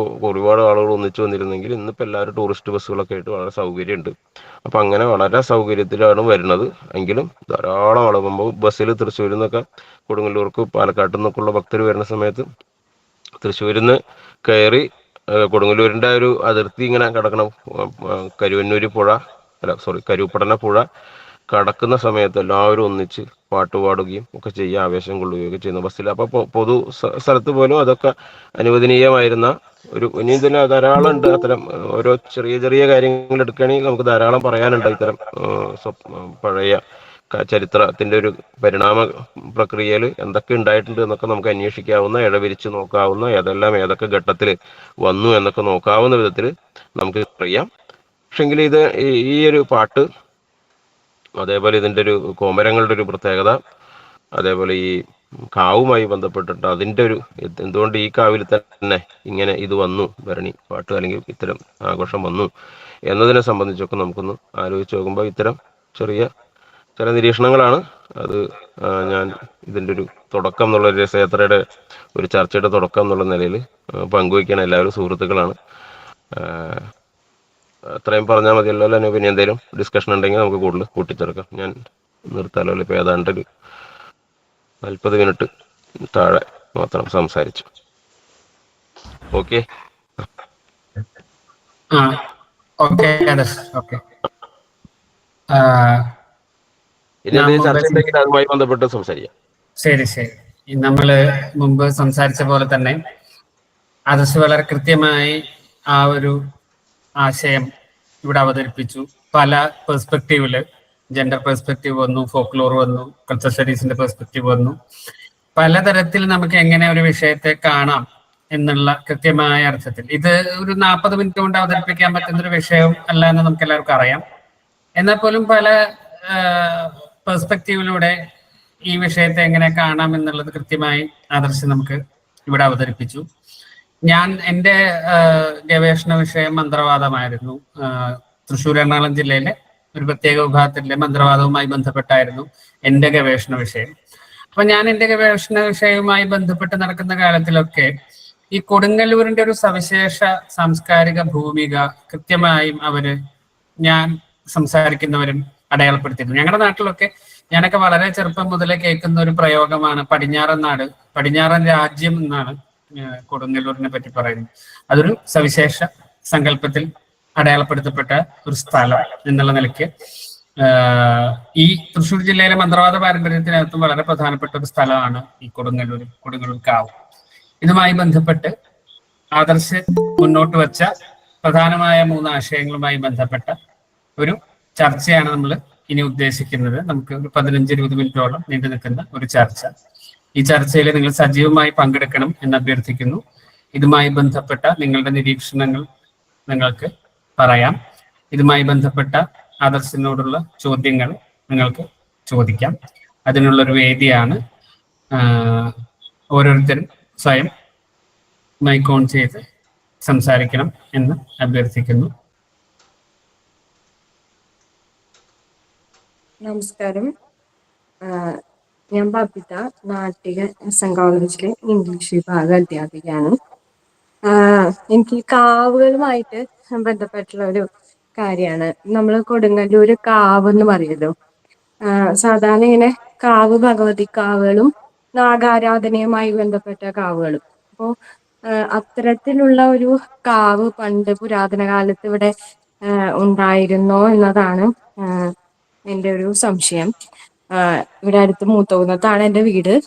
ഈ വർഷമാണ് എനിക്ക് ഇവിടെ പോയിട്ട് ഈ ഒരു വർഷമാണ് ഞാൻ ആദ്യമായിട്ട് കൊടുങ്ങല്ലൂര് ഭരണി കാണാൻ പോയതും ഒക്കെ സാധിച്ചത്. അത് പ്രധാനമായിട്ടും നേരത്തെ പറഞ്ഞ പോലെ പൊതുവെ ഈ ചുറ്റുവട്ടത്തുള്ള ആളുകൾക്ക് ഇതെന്തോ ഒരു മോശമാണ് എന്നുള്ള ഒരു പൊതു ജനാഭിപ്രായം ഉള്ളത് കൊണ്ട് തന്നെ ചെറുപ്പത്തിലൊന്നും നമ്മളൊന്നും അത് കാണിക്കാനൊന്നും കൊണ്ടുപോകത്തൊന്നും ഉണ്ടായില്ല. പക്ഷെ ഇപ്പോ ആളുകളുടെ ഒരു ഇതൊക്കെ മാറി. ഇപ്പം നാട്ടിലുള്ളവരും മറ്റേത് ഏതോ ഒരു പ്രത്യേക ഒരു ദിവസം, അതായത് മൂന്നാമത്തെ ദിവസം അങ്ങനെ എന്തൊക്കെയോ നാട്ടുകാർ പോകുള്ളൂ, അങ്ങനെയൊക്കെ ചില ആചാരങ്ങളൊക്കെ ഉണ്ട്. അങ്ങനെയാണ് ഈ വർഷമാണ് പോയാനും ഇതൊക്കെ സാധിച്ചത്. അപ്പൊ ഈ കാവുമായിട്ട് ബന്ധപ്പെട്ടിട്ടുള്ള ഇതിനെ പറ്റിയാണ് എനിക്ക് സംശയം. കാവ് ശരിയാണ്. കാവ് ഭഗവതി കാവും, പിന്നെ സർപ്പക്കാവ്, പിന്നെ ഒരെണ്ണം കൂടിയുള്ള അതാണ് ഏറ്റവും കേരളത്തിൽ പ്രധാനപ്പെട്ട അയ്യപ്പൻ കാവാണ്. അയ്യപ്പൻ കാവ് എന്നല്ലേ പറയുക കാവിനെ. അപ്പൊ ഭഗവതി കാവുകൾ കഴിഞ്ഞ് പിന്നെ കൂടുതൽ ഈ പ്രധാനപ്പെട്ട കാവുകളൊക്കെ അയ്യപ്പൻ കാവുകളാണ്. പക്ഷെ ഇപ്പൊ പലയിടത്തും അത് പറയാം. അത് നമ്മൾ ഒരു ശാസ്താവിന് ബൗദ്ധ പാരമ്പര്യവുമായിട്ടാണല്ലോ കൂടുതൽ ബന്ധം. അപ്പൊ അതുകൊണ്ട് പഴയ കാവ് പാരമ്പര്യമാണത്. അതേപോലെ ഇപ്പോൾ അത് തമിഴിലെ കോവില് തന്നെ ആയിരിക്കണം, കോവ്. അപ്പൊ കോവില് കാവാവാം. പിന്നെ അതേപോലെ ഇപ്പൊ കാസർഗോഡൊക്കെ കൂലം എന്നൊക്കെ പറയണത് കാവിന് ആവാനുള്ള സാധ്യതയുണ്ട്. അപ്പൊ പഴയ ആരാധനാലയങ്ങൾ പിന്നെ കാവ് തന്നെയാണ് നമുക്ക്. അപ്പൊ ഇത് നമ്മുടെ ഒരു സൗത്ത് ഇന്ത്യൻ പാരമ്പര്യത്തിലുള്ള, നമുക്ക് ഇന്നിപ്പോൾ പറയുകയാണെങ്കിൽ ദ്രവിഡിയൻ ആയിട്ടുള്ള ആരാധനാലയങ്ങളെ പറയാൻ ഉപയോഗിച്ച വാക്ക് എന്നുള്ളത്. അപ്പൊ നമുക്ക് കൃത്യമായിട്ടും അതിന്റെ വ്യവച്ഛേദം നമുക്കറിയാൻ കഴിയും. ഭാര്യയുടെ വരവോട് കൂടിയാണ് അത് ക്ഷേത്രമായി മാറുന്നത്. അപ്പൊ ക്ഷേത്രമല്ലാത്ത ഇപ്പൊ ക്ഷേത്രവൽക്കരണത്തിന് ശേഷം ഇപ്പൊ കൊടുങ്ങല്ലൂർ കാവ് എന്ന് പറയുന്നത് കൊടുങ്ങല്ലൂർ ഭഗവതി ക്ഷേത്രം എന്നൊക്കെ അല്ലേ പറയും. അതിൽ നിലനിൽക്കുന്നത് ചിലത് പേരിനോടൊപ്പം തന്നെ നിലനിൽക്കുന്നത് വളരെ അപൂർവമായിട്ടുള്ള ചില തിരുവള്ളക്കാവ് ശാസ്താവാണ്. അപ്പോൾ അതേപോലെ പാറമേക്കാവ് സ്ഥലത്തിന്റെ പേര്. അപ്പൊ കാവ് എന്ന് അങ്ങനെ നിലനിൽക്കണോണ്ട് അതവിടെ നിലനിന്ന് പോകും. പിഷാരിക്കാവ്, അതേപോലെ ബിയ്യൂർക്കാവ്, ചിറ്റൂർക്കാവ്, മണിമലർക്കാവ്, ഇങ്ങനെ പല കാവുകളും ഇപ്പോഴും സ്ഥലപ്പേരുകളൊക്കെ ആയിട്ട് മാറിയിട്ടുള്ള സ്ഥലപ്പേരുകൾ തന്നെ കാവുണ്ട്. പലയിടത്ത് ഭരണിക്കാവൊക്കെ പോലെ അത് ബൗദ്ധാരാധനയുമായി ബന്ധപ്പെട്ട ആണ്. അപ്പൊ ധാരാളം ഭരണിക്കാവുകൾ തന്നെ 3 മറ്റോ ആലപ്പുഴ ജില്ലയിലുണ്ട്. അപ്പൊ അതിൽ പ്രധാനപ്പെട്ട ഭരണിക്കാവ് ബൗദ്ധ വിഗ്രഹം കിട്ടിയിട്ടുള്ളതും കൂടിയാണ്. അപ്പൊ അത് കാവ് എന്നുള്ളത് അപ്പോൾ ഒരു നോൺ ബ്രാഹ്മണിക് ആയിട്ടുള്ള ആരാധനാലയങ്ങളെ സ്വയം പറയാൻ ഉപയോഗിച്ചിട്ടുള്ളതായിരിക്കണം എന്ന് തന്നെയാണ് നമുക്ക് തോന്നുന്നത്. ആ അർത്ഥത്തിൽ വേണം അതിൻ്റെ ഒരു കാറ്റഗറൈസേഷൻ നടത്തേണ്ടതെന്നാണ് എൻ്റെ ഒരു തോന്നൽ. ഓക്കെ, അതാണ് ഉദ്ദേശിച്ചതെന്ന് വിചാരിക്കുന്നു. അതെ, അത് തന്നെ ഉദ്ദേശിച്ചത്. പക്ഷേ ഒരു ചോദ്യം മെസ്സേജിലുണ്ട്. ഭരണിപ്പാട്ടുകൾ സാമൂഹിക വിളക്കുകൾ മറികടക്കുന്ന ഒരു ആചാരരൂപമാണോ? ഇൻസ്റ്റഗ്രാം പോലുള്ള മാധ്യമങ്ങളിൽ ഭരണിപ്പാട്ട് പാടി വരുന്ന താനാരോ തന്നാരോ താനാരോ എന്ന് തുടങ്ങുന്ന ആ പാട്ട് മാധ്യമങ്ങളിൽ ഭരണിപ്പാട്ട് പാടി വരുന്ന സമൂഹത്തെ കാണുന്നുണ്ട്. അത് യഥാർത്ഥത്തിൽ പാട്ടാണോ എന്ന് പ്രവീൺ ചോദിക്കുന്നുണ്ട്. പ്രവീൺ അതില് ഇപ്പൊ പാട്ടുകളെ നമുക്ക് പലതരത്തിൽ കാറ്റഗറൈസ് ചെയ്യാൻ പറ്റും. അതിന്റെ ഒരു പഴക്കമൊക്കെ അനുസരിച്ച് താനാരോ എന്നുള്ളത് പഴയ താനം പാടൽ തന്നെയാണ്. അതിന്റെ ഒരു എല്ലാ നാടൻ പാട്ടിലും ഉള്ള പോലത്തെ തന്നെ രാമമാഷൊക്കെ വളരെ കൃത്യമായിട്ട് പറയാൻ പറ്റും. അപ്പോൾ അത് തന്നെ ഇത്. അപ്പൊ അതിന്റെ ഒരു പഴക്കം തന്നെയാണ്. ഇപ്പോഴും അത് മാത്രം പാടിയാൽ പോലും പാട്ടാവും. പിന്നെ സോഷ്യൽ മീഡിയയിലൊക്കെ ഇപ്പോൾ ഇത് പഴയ പാട്ടുകൾ ഉണ്ട്. അതിൽ കുറച്ചും കൂടെ പോപ്പുലാരിറ്റി കിട്ടിയിട്ടുള്ള ഓരോ ഉണ്ടാക്കി പാട്ടുകളൊക്കെ ഉണ്ട്. ഇപ്പൊ പോലീസൊക്കെ വരുന്നുണ്ട്. അതേപോലെ എന്തിനാ സോണിയാഗാന്ധി എന്നൊക്കെ, അങ്ങനെയൊക്കെ ഇന്ദിരാഗാന്ധിയൊക്കെ ഉണ്ട്. അപ്പൊ ഇതൊക്കെ പാട്ടുകളിൽ വന്നിട്ടുണ്ട്. അപ്പൊ ഇതൊക്കെ നമുക്കറിയാലോ അതിന് ശേഷം ഉണ്ടായ പാട്ടുകളാണെന്ന് അറിയാൻ പറ്റും. പോലീസ് അല്ല, നാട്ടിന് അധികാരം പോലീസിനാണെങ്കിൽ എന്നൊക്കെ പറഞ്ഞുള്ള പാട്ടുകൾ ഉണ്ട്. പോലീസ് ഇതിനകത്ത് വരുന്നുണ്ട്. അപ്പൊ അങ്ങനെ പുതിയ പാട്ടുകൾ ഉണ്ടാവും. അതൊക്കെ ഇതിന്റെ ഭാഗമായിട്ട് തന്നെയാണ് നമ്മൾ ഇന്നിപ്പോ വേണമെങ്കിൽ മനസ്സിലാക്കുക.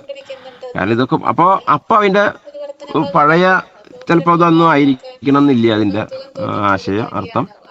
അതിവിടെ പാടാനുള്ളതും ഒരു അധികാരത്തോടുള്ള വിയോജിപ്പും ഒക്കെ ആയിട്ട് മാറും. അതിന് ഞാൻ നേരത്തെ തന്നെ സൂചിപ്പിച്ച ആ പാട്ടിൽ പോലും തല തന്നെ പോയാലും തെറി തന്നെ. അപ്പൊ ഏതെങ്കിലും തരത്തിൽ ഈ തെറി പാടരുത് എന്ന് വിചാരിക്കുന്ന ഒരു സന്ദർഭം ഉണ്ടായി കാണും. അപ്പൊ അതിന് പ്രതിഷേധിക്കാനായിട്ട് അപ്പൊ തന്നെ പാട്ടുണ്ടാകുന്ന ഒരു ഇത്. അപ്പൊ അതിന് ഭഗവതിയെ തന്നെ നല്ല രീതിയിൽ കളിയാക്കുന്ന തെറി പറയുന്ന ധാരാളം പാട്ടുകൾ അതിനകത്തുണ്ട്. അപ്പൊ ഇതൊക്കെ നമുക്ക് ഒരു അർത്ഥത്തിൽ നോക്കിയാൽ ഈ അധികാര രൂപത്തോടുള്ള എതിർപ്പ് എന്നൊക്കെ വേണമെങ്കിൽ നമുക്ക് പറയാൻ കഴിയും. പക്ഷെ അതിനേക്കാളുപരി ആളുകളുടെ ഒരു ആനന്ദം എന്നുള്ളൊരു സാധനമുണ്ട് അതിനകത്ത്. എല്ലാത്തിനും ഇതൊക്കെ പ്രവർത്തിക്കുന്നത് അങ്ങനെയാണ്. ബേസിക്കലി നമ്മുടെ ഒരു പ്ലഷർ എന്നുള്ളൊരു സാധനമുണ്ട്. അപ്പോൾ ആ പ്ലഷർ എങ്ങനെയൊക്കെ അതിനെ മെച്ചപ്പെടുത്താൻ സഹായിക്കുന്നു അതുകൊണ്ട് പുതിയ സോഷ്യൽ മീഡിയയിൽ പുതിയതായിട്ടല്ലേ ഈ പുതിയ ആളുകൾ വന്നു. ഇപ്പോൾ ഈ അടുത്ത് ഇപ്പം എല്ലാ വർഷവും പാടാറുള്ളൊരു തൃശ്ശൂരുകാരൻ തന്നെ ഒരാളുണ്ട്. അതിൽ ഭരണി കോഴിക്കല്ല് മൂടുമ്പോൾ ആദ്യമായിട്ട് പാടുമെന്ന് ഞാൻ പറഞ്ഞല്ലോ. അപ്പം അതിൽ വല്ലച്ചിറയിലുള്ളൊരു ആളാണ് എപ്പോഴും പാടാറുള്ളത്. ഇപ്പം അയാളുടെ തന്നെ കൂടെ ഉണ്ടായിട്ടുള്ള ഒരാളാണ് പാടുന്നത്. അപ്പം അയാൾ ഈ പാട്ടിൽ അയാളുടെ ഒരു മുദ്രയൊക്കെ വയ്ക്കും. അപ്പം അയാളുടെ പേര് ഷീബൻ എന്നാണ്. അപ്പം ഷീബൻ എന്നുള്ള മുദ്രയൊക്കെ പാട്ടിൽ ഇന്ന ഷീബൻ പാടുന്നു എന്നൊക്കെയുള്ള മട്ടിൽ മുദ്ര വയ്ക്കും. അപ്പം അതൊക്കെ പുതിയ കാലഘട്ടത്തിൽ ഇങ്ങനെ വന്നുകൊണ്ടിരിക്കുക. അത് പണ്ടുണ്ടായിട്ടുണ്ടാവാം. അപ്പം ഇത് ഈ രീതിയിലൊക്കെ പാട്ടുകൾ നിരന്തരം പല പല ഉദ്ദേശങ്ങളിലേക്ക് മാറും. നമ്മൾ എപ്പോഴും അതിനെ മനസ്സിലാക്കുക അത് എന്തോ ഒരു പഴയ സാധനമാണോ എന്നുള്ള മട്ടിൽ മാത്രമാണ്. പക്ഷെ ഇതിൻ്റെ ഒരു പോപ്പുലർ ഹിസ്റ്ററിനെ ഒന്ന് ആലോചിച്ച് നോക്കിയാൽ, അല്ലെങ്കിൽ ഇതിൻ്റെ ഒരു പരിണാമ ചരിത്രം പറഞ്ഞു, ഈ പാട്ടുകളുടെ തന്നെ ഒരു പരിണാമ ചരിത്രം എടുത്ത് നോക്കിയാൽ അതിൽ ഈ ഇങ്ങേയറ്റത്ത് വരുന്ന ഇൻസ്റ്റഗ്രാമിൽ വരുന്ന പാട്ടുകൾ വരെ നമുക്ക് ഭരണിപ്പാട്ടിൻ്റെ കൂട്ടത്തിൽ കൂട്ടി മനസ്സിലാക്കാം. പക്ഷെ അതിൻ്റെ ഓരോ ഇത് വിശദീകരിക്കുന്ന സമയത്ത് നമുക്ക് അതിൻ്റെ ഏത് കാറ്റഗറിയിലാണോ ഇത് പെടുത്താൻ നമുക്ക് സാധിക്കുക, അതിൻ്റെ ഒരു ചരിത്രം എന്താണ്. അപ്പം അത് രണ്ട് തരത്തിലുള്ള ജനപ്രിയ സംസ്കാരത്തെ മുൻനിർത്തിയിട്ട് പഠിക്കുകയാണെങ്കിൽ ഇതെല്ലാം നമുക്ക് ഉൾക്കൊള്ളാൻ സാധിക്കും. ഓക്കെ.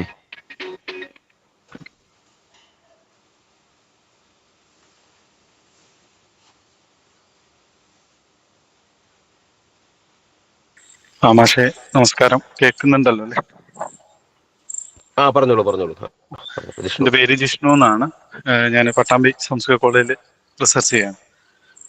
അപ്പം ഈ ഒരു മേഖലയിൽ അങ്ങനെ ചോദ്യമായിട്ടല്ല, എന്നാലും ഒന്ന് രണ്ട് കാര്യങ്ങൾ അതിനൊരു കമൻ്റ് എന്നുള്ള നിലയിൽ പറയാൻ വേണ്ടിയിട്ടാണ്. അപ്പം കുറച്ച് വർഷമായിട്ട് ഈ ഒരു കൊടുങ്ങല്ലൂരിൻ്റെ ഒരു മിത്ത് ഏരിയയുമൊക്കെ ബന്ധപ്പെട്ടിട്ട് ഒന്ന് രണ്ട് വർക്കുകളൊക്കെ ചെയ്ത സമയത്ത് ഇതിൽ ഈ തന്ത്രവുമായി ബന്ധപ്പെട്ടിട്ടുള്ള കുറെ കണക്ഷൻ, വിശേഷിച്ച് തെറിപ്പാട്ടുകൾക്ക് തന്ത്രവുമായി ബന്ധപ്പെട്ടിട്ടുള്ള ഒന്ന് രണ്ട് ബന്ധങ്ങളുണ്ട്. അതായത് ഈ തന്ത്രത്തിൽ ദേവതയെ ഉദ്ധസിക്കാൻ, തിരിച്ചു പറഞ്ഞയക്കാൻ ഉപയോഗിക്കുന്നതിൽ ഭഗവതിമാരെ, വിശേഷിച്ച് പ്രായം കുറഞ്ഞ ഭഗവതിമാരെ തെറി പറഞ്ഞ് ഓടിക്കണം. ആ തെറി പറയുന്നത് പ്രായം ചെന്ന പുരുഷന്മാരായിരിക്കണം എന്നൊക്കെ ഉള്ളൊരു ചില സങ്കല്പങ്ങളുണ്ട്. അതെനിക്ക് തോന്നുന്നു കൂടുതലായിട്ട് ഈ അവൈദികമായിട്ടുള്ള തന്ത്രത്തിലാണ് അത്തരമൊരു ഇത് നിൽക്കുന്നത് എന്നുള്ളൊരു തോന്നലുണ്ട്. വിശേഷിച്ച് ഇപ്പം ഈ ചേർത്തലയിലും അങ്ങനെ ഒരു മിത്ത് പറയുന്നുണ്ട്. എനിക്ക് തോന്നുന്നു കേരളത്തിലെ കാളിസേവയിലോ മറ്റോ അത്തരം ഒരു സംഗതി പറയുന്നുണ്ട്. ഈ വില്ലുവാങ്കലം സ്വാമി വരുന്ന സമയത്ത് വളരെ ആക്റ്റീവായി ഓടിക്കൊണ്ടിരുന്ന പെൺകുട്ടി ചേറിൽ മുങ്ങിയ സമയത്ത് ഇരിക്കുപോലെ അടിച്ചി എന്ന് പറഞ്ഞിട്ട് തല പിടിച്ച് ഇരുത്തിയതിന്റെ ഒരു സൂചനയാണ്. അതാണ് പിന്നീട് ചേർത്തല ഭഗവതി ആയതെന്നും ആ ആക്റ്റീവായിരുന്ന ഒരു സ്ത്രീത്വത്തെ പെട്ടെന്ന് തെറി പറഞ്ഞ് ഡൗൺ ചെയ്യിക്കുന്ന ഒരു സംഗതി എന്നുള്ള നിലയിൽ പിൽക്കാലത്ത് അത് തന്ത്രത്തിൽ ഉദ്ദേശിക്കാനൊക്കെ ആയിട്ട് ഉപയോഗിക്കുന്നുണ്ട് എന്ന് പറയപ്പെടുന്നുണ്ട്. തന്ത്രപരമായിട്ടുള്ള ഒരു മേഖലയിലാണ് അങ്ങനെ ഒരു സംഗതി ഈ തെറിപ്പാട്ടുകൾക്കകത്ത് ഉണ്ട്. അതേപോലെ എനിക്ക് തോന്നുന്നത് ഈ കൊടുങ്ങല്ലൂരിനെ സംബന്ധിച്ച് അതിൻ്റെ ഒരു പ്രാക്തനതയൊക്കെ സംബന്ധിച്ചിട്ട് കേരളത്തിലെ 13 കാവുകൾ, അതായത് കൊടുങ്ങല്ലൂരിന് മാത്രമല്ല ആ ഒരു പ്രാക്തനത എന്ന് പറയുന്നത്.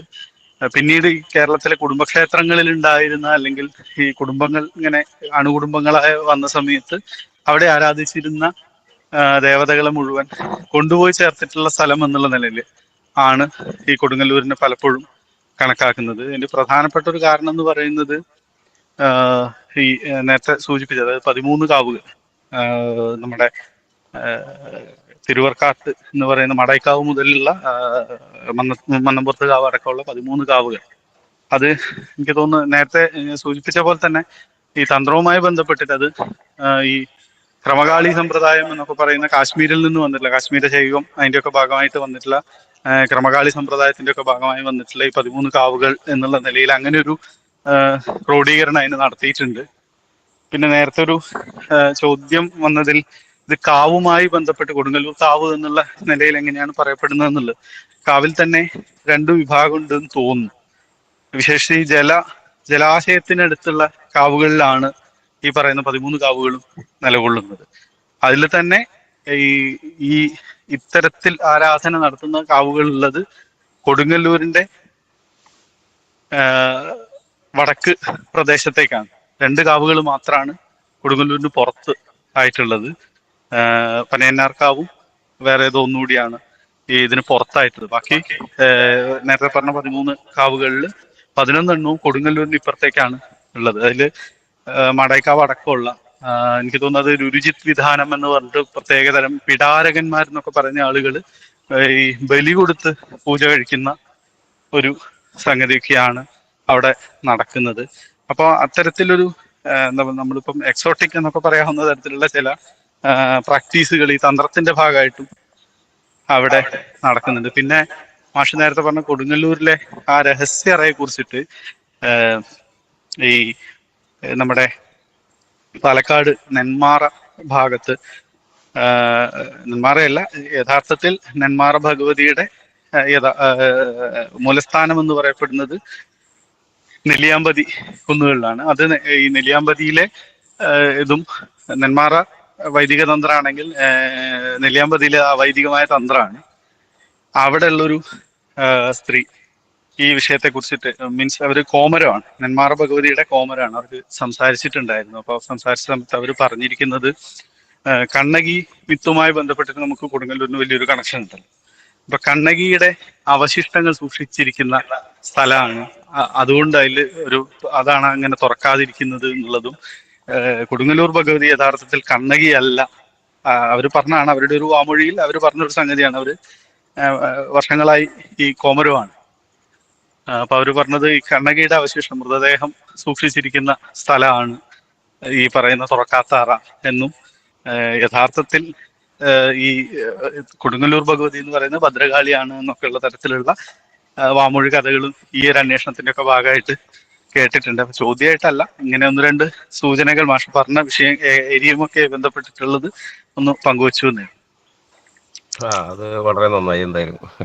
കാരണം ഞാൻ ഈ താന്ത്രികവുമായി ബന്ധപ്പെട്ട് കൂടുതൽ നോക്കിയിട്ടില്ല കേട്ടോ. അത് നോക്കാവുന്ന സാധനമാണ്. കാരണം ഏതൊക്കെ കാലഘട്ടത്തിൽ ഇപ്പോൾ അതിലൊരു കാര്യം, ഇപ്പോൾ മലയാളത്തിൽ എഴുതപ്പെട്ട തന്ത്രങ്ങളൊക്കെ തന്നെ ഈ പച്ച എന്നാണല്ലോ പറയുക. ഇപ്പോൾ കുഴിക്കാട്ട് വെച്ച, കൈനിക്കര വെച്ച, അപ്പം ഇതൊക്കെ ഈ പച്ചാന്ന് ഇപ്പോൾ ഉള്ളത് ഭാഷ എന്നുള്ള അർത്ഥത്തിൽ പറയാറുണ്ട്. അപ്പോൾ ഇവിടെ തെറിപ്പാടിനെ കുറിച്ച് ചോദിക്കുമ്പോൾ പച്ച പാടണമെന്ന് ചോദിക്കും. പച്ചയാണ് പച്ച എന്ന് പറയണ തന്നെ ആദ്യഘട്ടത്തിൽ തെറുക്കി പകരം ഉപയോഗിച്ച് വാക്കായിട്ട് പച്ച എന്ന് പറയാറുണ്ട്. അപ്പോൾ ആ രീതിയിൽ എന്തെങ്കിലും തരത്തിൽ ഭാഷ എന്നുള്ള അർത്ഥം, അപ്പം ഞാൻ ഇത് പറഞ്ഞു പോയതാണ്. അപ്പോൾ അത് ഇതുമായി ബന്ധപ്പെട്ട് ആലോചിച്ചുകൊണ്ട് തന്നെ ഇതിനെന്തെങ്കിലും പ്രാധാന്യം ഉണ്ടോ എന്ന് ആലോചിക്കാം. അവസാനം പറഞ്ഞ കാര്യം നമുക്ക് കുറച്ചുകൂടെ എന്നുള്ള സംസ്കാരം. അപ്പോൾ അത് ഏതെങ്കിലും തരത്തിൽ ഇതൊക്കെ നെന്മാറയിലും ഒക്കെ ഉണ്ടാവേണ്ടതാണ്, അല്ല ഉണ്ടാവും. അല്ലെങ്കിൽ പഴയ കാവുകളിലൊക്കെ തന്നെയും അല്ലെങ്കിൽ കാവുകളുടെ ഒരു മൂലസങ്കല്പത്തിൽ ഈ കല്ലറ എന്നുള്ളൊരു സങ്കല്പം ഉണ്ടായിട്ടുണ്ടാവാം. അപ്പം അതുകൊണ്ട് പ്രാക്തനമായ കാവുകളിലൊക്കെ തന്നെ ഇപ്പോഴും ഇപ്പം മാടായിക്കാവിലൊക്കെ ഇപ്പം പ്രസാദമായിട്ട് തന്നെ കോഴി അറുത്ത് ബലി കറി വെച്ചിട്ട് കൊടുക്കുന്നതിനെ കുറിച്ച് കേട്ടിട്ടുണ്ട്. അപ്പൊ അതൊക്കെ ഇപ്പോഴും അപ്പൊ ആ ഒരു ആരാധന, നമുക്ക് ഇഷ്ടമുള്ള സാധനങ്ങൾ ബലി കൽപ്പിക്കുക. അവർക്ക് നമ്മളുടെ ദൈവത്തിന് നമുക്ക് ഇഷ്ടമുള്ള ഭക്ഷണം തന്നെയാണ് നമ്മുടെ അല്ലെങ്കിൽ അവർക്ക് ഇഷ്ടമുള്ള ഭക്ഷണം. ഇപ്പം മാടായി മുത്തപ്പൻ്റെ എവിടെയാണെങ്കിലും അങ്ങനെ ചെയ്യാറുണ്ട്, നോൺ വെജ് ഉണ്ടല്ലോ. അപ്പൊ അതൊക്കെ ഇതിന്റെ തന്നെ ഒരു സ്വഭാവമാണ്. അപ്പൊ അത് ആ അർത്ഥത്തിലൊക്കെ ഇത് പഠിക്കാവുന്ന സാധനമാണ്. എന്തായാലും കൂടുതൽ ഈ താന്ത്രിക് ഘടകവുമായി ബന്ധിപ്പിച്ചിട്ട് ആലോചിക്കാവുന്നതാണ്. അത് കേരളീയ ആരാധനയിൽ നോൺ ബ്രാഹ്മണിക്കായിട്ടുള്ളൊരു തന്ത്ര സ്വഭാവം വരുന്നതിൻ്റെ മുന്നോടിയായിട്ടോ അല്ലെങ്കിൽ മുമ്പോ അല്ലെങ്കിൽ ആ കാലഘട്ടത്തിൽ വിമതം എന്നുള്ള നിലയിലോ ഒക്കെ വികസിക്കുന്ന ഒരു തന്ത്ര പാരമ്പര്യം ഉണ്ടെങ്കിൽ അതൊക്കെ ഒന്ന് പഠിക്കാവുന്നൊരു സംഗതിയായിട്ട് തോന്നുന്നു. ഓക്കെ, നന്നായി. എന്തായാലും കുറച്ച് കൂടുതൽ കാര്യങ്ങൾ എനിക്ക് കിട്ടിയെന്നുള്ളതാണ് ഇതിലൊരു ഗുണം. ആദർശേ, പിന്നെ ആ ടീച്ചറെ, ഹലോ, ആ ടീച്ചറെ പറയൂ. നന്നായി കേട്ടോ അവതരണം. പിന്നെ എനിക്ക് തോന്നിയ എന്താന്ന് വെച്ചാൽ ഇതെല്ലാമാണല്ലോ, ഇത് പലതാണ്. ഇപ്പൊ ഇത് നമുക്ക് ഓരോ ഇപ്പൊ തന്നെ ഈ തെറിപ്പാട്ടുകളില് നമ്മൾ പൊതുവെ കേട്ടുവരുന്ന ആ ഒരു പച്ചത്തെറിപ്പാട്ടുകളിലെല്ലാം ഈ സ്ത്രീകളുടെ ശരീരവർണ്ണനയുമായി ബന്ധപ്പെട്ട കാര്യങ്ങൾ നിരീക്ഷിക്കുമ്പോൾ ശരിക്കും പറഞ്ഞാൽ അത് ഒരു തരത്തിൽ ഈ 50കൾക്ക് ശേഷം അല്ലെങ്കിൽ 40കൾക്ക് ശേഷം ഒക്കെ തന്നെ രൂപപ്പെട്ട് വന്നിട്ടുള്ള സ്ത്രീകളെ കുറിച്ചുള്ള സ്ത്രീ പുരുഷ ഭേദവും അതുപോലെ തന്നെ സ്ത്രീ ശരീരവുമായി ബന്ധപ്പെട്ടുകൊണ്ട് രൂപപ്പെട്ടു വന്ന ഒരു തരം കാമനകളെ തന്നെയാണ് അത് ആവിഷ്കരിക്കുന്നത്. അപ്പൊ നമ്മളൊക്കെ അതിന് വേണമെങ്കിൽ ഈ ഒരു സ്വതന്ത്ര ലൈംഗികതയുടെ അല്ലെങ്കിൽ സ്ത്രീയെ ആരാധിക്കുന്നതിന്റെ, വലിയ ശരീരമുള്ള സ്ത്രീകളെ, വലിയ യോനിയുള്ള സ്ത്രീയൊക്കെ സങ്കല്പിക്കുന്നതിന്റെ മറ്റൊരു സാധ്യതയായിട്ട് നമുക്ക് തോന്നാം. അതേസമയം ഈ പിന്നീട് മറച്ചു വെച്ച് ഭയങ്കര ഒരു കാമനാവസ്തുവായി തീർന്ന ശരീരത്തെ കൂടുതൽ വ്യത്യസ്തമായ രീതിയിൽ അതിനെക്കുറിച്ച് കൂടുതൽ പറയാനുള്ള ഒരു ത്വരയായിട്ട് അത് കൂടി വരുന്നതും നമുക്ക് കാണാൻ പറ്റും. ഈ സിനിമയൊക്കെ വരുന്നതോടുകൂടി കുറച്ചും കൂടി സ്ത്രീ ശരീരത്തെ നല്ല രീതിയിൽ തന്നെ അതിനൊരു വിപണിവൽക്കരണം രൂപപ്പെട്ടു വരുന്നുണ്ടല്ലോ. അപ്പൊ അങ്ങനെ കാലാകാലങ്ങളായിട്ട് ഉണ്ടായി വരുന്ന ഒരു പാട്ട് തന്നെ പല കാലങ്ങളിൽ പലതായി അർത്ഥോൽപാദനം നടത്തുന്നു. ഈ ഭരണി എന്ന് പറയുന്ന ആ ആക്ട് തന്നെ, ഭരണി തീണ്ടൽ എന്ന് പറയുന്ന ആക്ടിൽ പോലും ഇങ്ങനെ പലതരം, ഏതെങ്കിലും ഒന്നല്ല, അല്ലെങ്കിൽ ഒരു ബൈനറി ആയിട്ട് നമുക്ക് പറയാൻ പറ്റില്ല ഭരണി ഇന്നത് മാത്രമാണ് അല്ലെങ്കിൽ അതല്ല എന്ന് പറയാൻ കഴിയില്ല. അപ്പൊ സ്ത്രീകൾ തന്നെ ഇങ്ങനെ സ്ത്രീകൾ തന്നെ സ്ത്രീകളുടെ ശരീരത്തെക്കുറിച്ചും സ്ത്രീ ലൈംഗികതയെക്കുറിച്ചും ഒക്കെ ഇങ്ങനെ ഉറക്കെ കിടന്ന് പാടുന്നതിനെ എങ്ങനെ നോക്കിക്കാണണം എന്നുള്ളത് ഭയങ്കര കൺഫ്യൂസിങ് ആയിട്ടുള്ളൊരു ഏരിയയാണ് സത്യത്തില്. അതിൽ കൂടുതലും കീഴാളർ വരുന്നു. സ്ത്രീകൾ തന്നെ ഇടപെട്ടുകൊണ്ട് സ്ത്രീകൾ ഇത്തരം ലൈംഗിക ധ്വനിയുള്ള പാട്ടുകൾ ഉറക്കെ പാടുന്നു, അതിനനുസരിച്ച് നൃത്തം ചെയ്യുന്നു. ഇത് നമുക്കൊരു പിടി തരാത്ത സംഗതിയാണ് സത്യത്തില്. ഇങ്ങനെ ഫ്ലോട്ട് ചെയ്ത് പോകുന്ന ഒരു സംഗതിയായിട്ട് ഈ ഭരണിയുടെ പെർഫോമൻസ് എപ്പോഴും തോന്നിയിട്ടുണ്ട്. പിന്നെ എന്താ പറയാ, അത് ഇനിയും കൂടിക്കൊണ്ടിരിക്കും എന്ന് എനിക്ക് തോന്നുന്നത്. പിന്നെ അന്ന് പറഞ്ഞ പോലെ ഇങ്ങനെ എന്താ പറയാ, അച്യുതാനന്ദന്റെ പേരൊക്കെ പറഞ്ഞ് ഞാൻ ഒരിക്കൽ കേട്ടതാണ്. ഇന്ന് VS അച്യുതാനന്ദൻ ഉള്ള സമയത്താണ് അങ്ങനത്തെ സോണിയാഗാന്ധിയുടെ പേര് പറഞ്ഞു എന്ന് പറഞ്ഞ പോലെ ഇങ്ങനെ ഓരോ കാലഘട്ടത്തിനനുസരിച്ച് നമ്മൾ ഈ സമകാലികമായിട്ട് നിന്നിട്ട് നോക്കുമ്പോൾ ഭരണിക്ക് നമ്മളിപ്പോ ഇവിടെ ഇരുന്ന് പറയണത് മാത്രമായിരിക്കണം എന്നില്ല, അതിന് പല മടങ്ങ് പല പ്രാവശ്യം പലര് കേട്ട് ഇതിനൊരു എഴുതപ്പെട്ട ടെക്സ്റ്റ് ഒന്നും ചിലപ്പോൾ ഉണ്ടാവണമെന്നില്ലല്ലോ, അതിങ്ങനെ പാടി പാടി ഓരോരുത്തരിലേക്ക് എത്തുന്നതാണ്. അപ്പൊ ഇതിന്റെ ഒരു പ്ലൂറാലിറ്റി തന്നെയാണ് ഇതിന്റെ ഒരു സാധ്യത എന്ന് തോന്നുന്നു. അങ്ങനെയാണ് എനിക്ക് തോന്നിയത്. എന്തായാലും ഒരുപാട് ചിന്തിക്കാൻ പ്രേരിപ്പിക്കുന്ന തരത്തിലുള്ളൊരു വർത്തമാനമായിരുന്നു. ഓക്കെ, ശരിയാണ് ടീച്ചർ. അതിൽ ഇപ്പൊ ഇതൊക്കെ ആലോചിക്കാവുന്നതാണ്. ഇപ്പൊ പലപ്പോഴും നമ്മൾ ഇന്നിപ്പോ നമുക്കിപ്പോ എന്തായാലും തെറിക്കുള്ളൊരു അർത്ഥമാനങ്ങളെ മാറ്റി നിർത്തിക്കൊണ്ട് അവിടെ ഒരു തെറി പാടുന്ന ഒരാൾക്കും പാടാൻ പറ്റുന്നുണ്ടാവില്ല, ഉറപ്പല്ലേ? ഇപ്പൊ അവർക്ക് ഇത് തെറിയായിട്ട് സമൂഹം മനസ്സിലാക്കുന്ന ഒരു കാലഘട്ടത്തിൽ ഇരുന്നാണ് അവർ പാടുന്നത്. പക്ഷെ എങ്കിൽ പോലും അവർ ഫാമിലി ആയിട്ടൊക്കെ പാടുന്ന ആളുകളൊക്കെയാണ്. അപ്പൊ അവർക്കത് ആ രീതിയിൽ അതിനെ അവർ മനസ്സിലാക്കുന്നുണ്ടെങ്കിൽ പോലും അതൊരു കുറവായിട്ടോ അങ്ങനെ ഒന്നും കാണാറില്ല. അതുപോലെ തന്നെ ആയിരിക്കും ഒരു പക്ഷെ അതിനകത്ത് വളരെ ചിലപ്പോൾ നിസ്സംഗമായിട്ട് അങ്ങോട്ട് പാടുന്ന പോലെ തോന്നാം. പിന്നെ സ്ത്രീകൾ തന്നെ പാടും. പിന്നെ അതേപോലെ പുരുഷരെന്ന് വെച്ചാൽ ഈ പുരുഷ ശരീരവുമായി ബന്ധപ്പെട്ട് പുരുഷ ലൈംഗികാവയവത്തെയും വലിയ രീതിയിൽ വർണ്ണിക്കുകയൊക്കെ ചെയ്യുന്ന ഭാഗങ്ങളുണ്ട്. അപ്പം അതും നമുക്ക് ആലോചിക്കാവുന്ന ഒരു കാര്യമാണ്. ഇപ്പോൾ ഒരു പ്രാർത്ഥന ഒരു പാട്ടിൽ തന്നെ ഈ ലിംഗവും ഇതിനെ ഇതാക്കാൻ വേണ്ടി ഒരു പാമ്പുമായിട്ട് താരതമ്യം ചെയ്തിട്ടുണ്ട് പറയുന്നത്. അങ്ങനെ പാമ്പിൻ്റെ ഒരു 8 ഗുണങ്ങളെ ഉണ്ട് എന്ന് പറഞ്ഞാൽ ആ 8 ഗുണങ്ങൾ പാമ്പിനുണ്ട്, ലിംഗത്തിനുണ്ട് എന്നുള്ള മട്ടിൽ ഇത് അങ്ങനെ പാടാറുണ്ട്. അപ്പം അങ്ങനെ വളരെ വൈചിത്ര്യമാർന്നിട്ടുള്ള പാട്ടുകൾ ഇതിനകത്ത് ഉണ്ട് എന്തായാലും. അത് പലതരത്തിൽ ആലോചിച്ച് നോക്കാവുന്നതാണ്. എന്തായാലും ആ പുതിയ അർത്ഥവും എന്തായാലും ഈ പാട്ടുകാരെല്ലാം ആ അർത്ഥത്തിൽ തന്നെയാണ്, അല്ലാതെ ഏതോ ഒരു തരത്തിൽ പാടുന്നു എന്നുള്ള അർത്ഥത്തിലൊന്നുമില്ല. അതും കൂടെ മനസ്സിലാക്കി കൊണ്ട് തന്നെ നമുക്കിതിനെ മുന്നോട്ട് പോകാനും കൊണ്ടുപോകാനും പറ്റുള്ളൂ.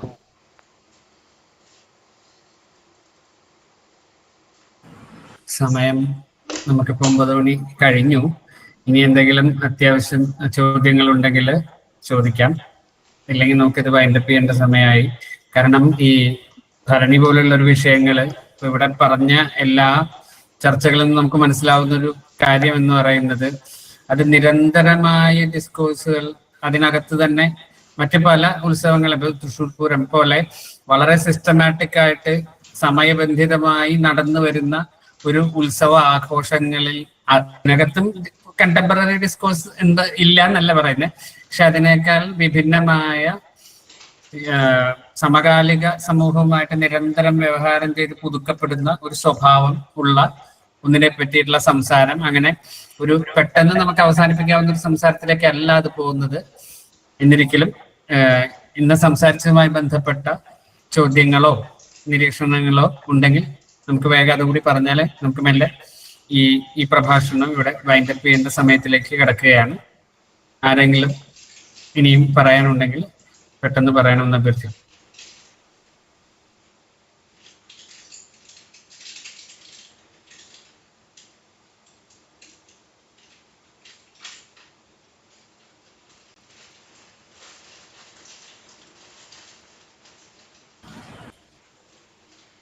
ആരും പറയാനില്ലെങ്കിൽ നമുക്ക് ഈ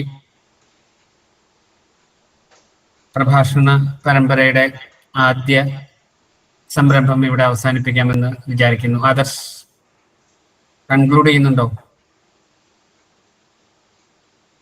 ആദർശേ?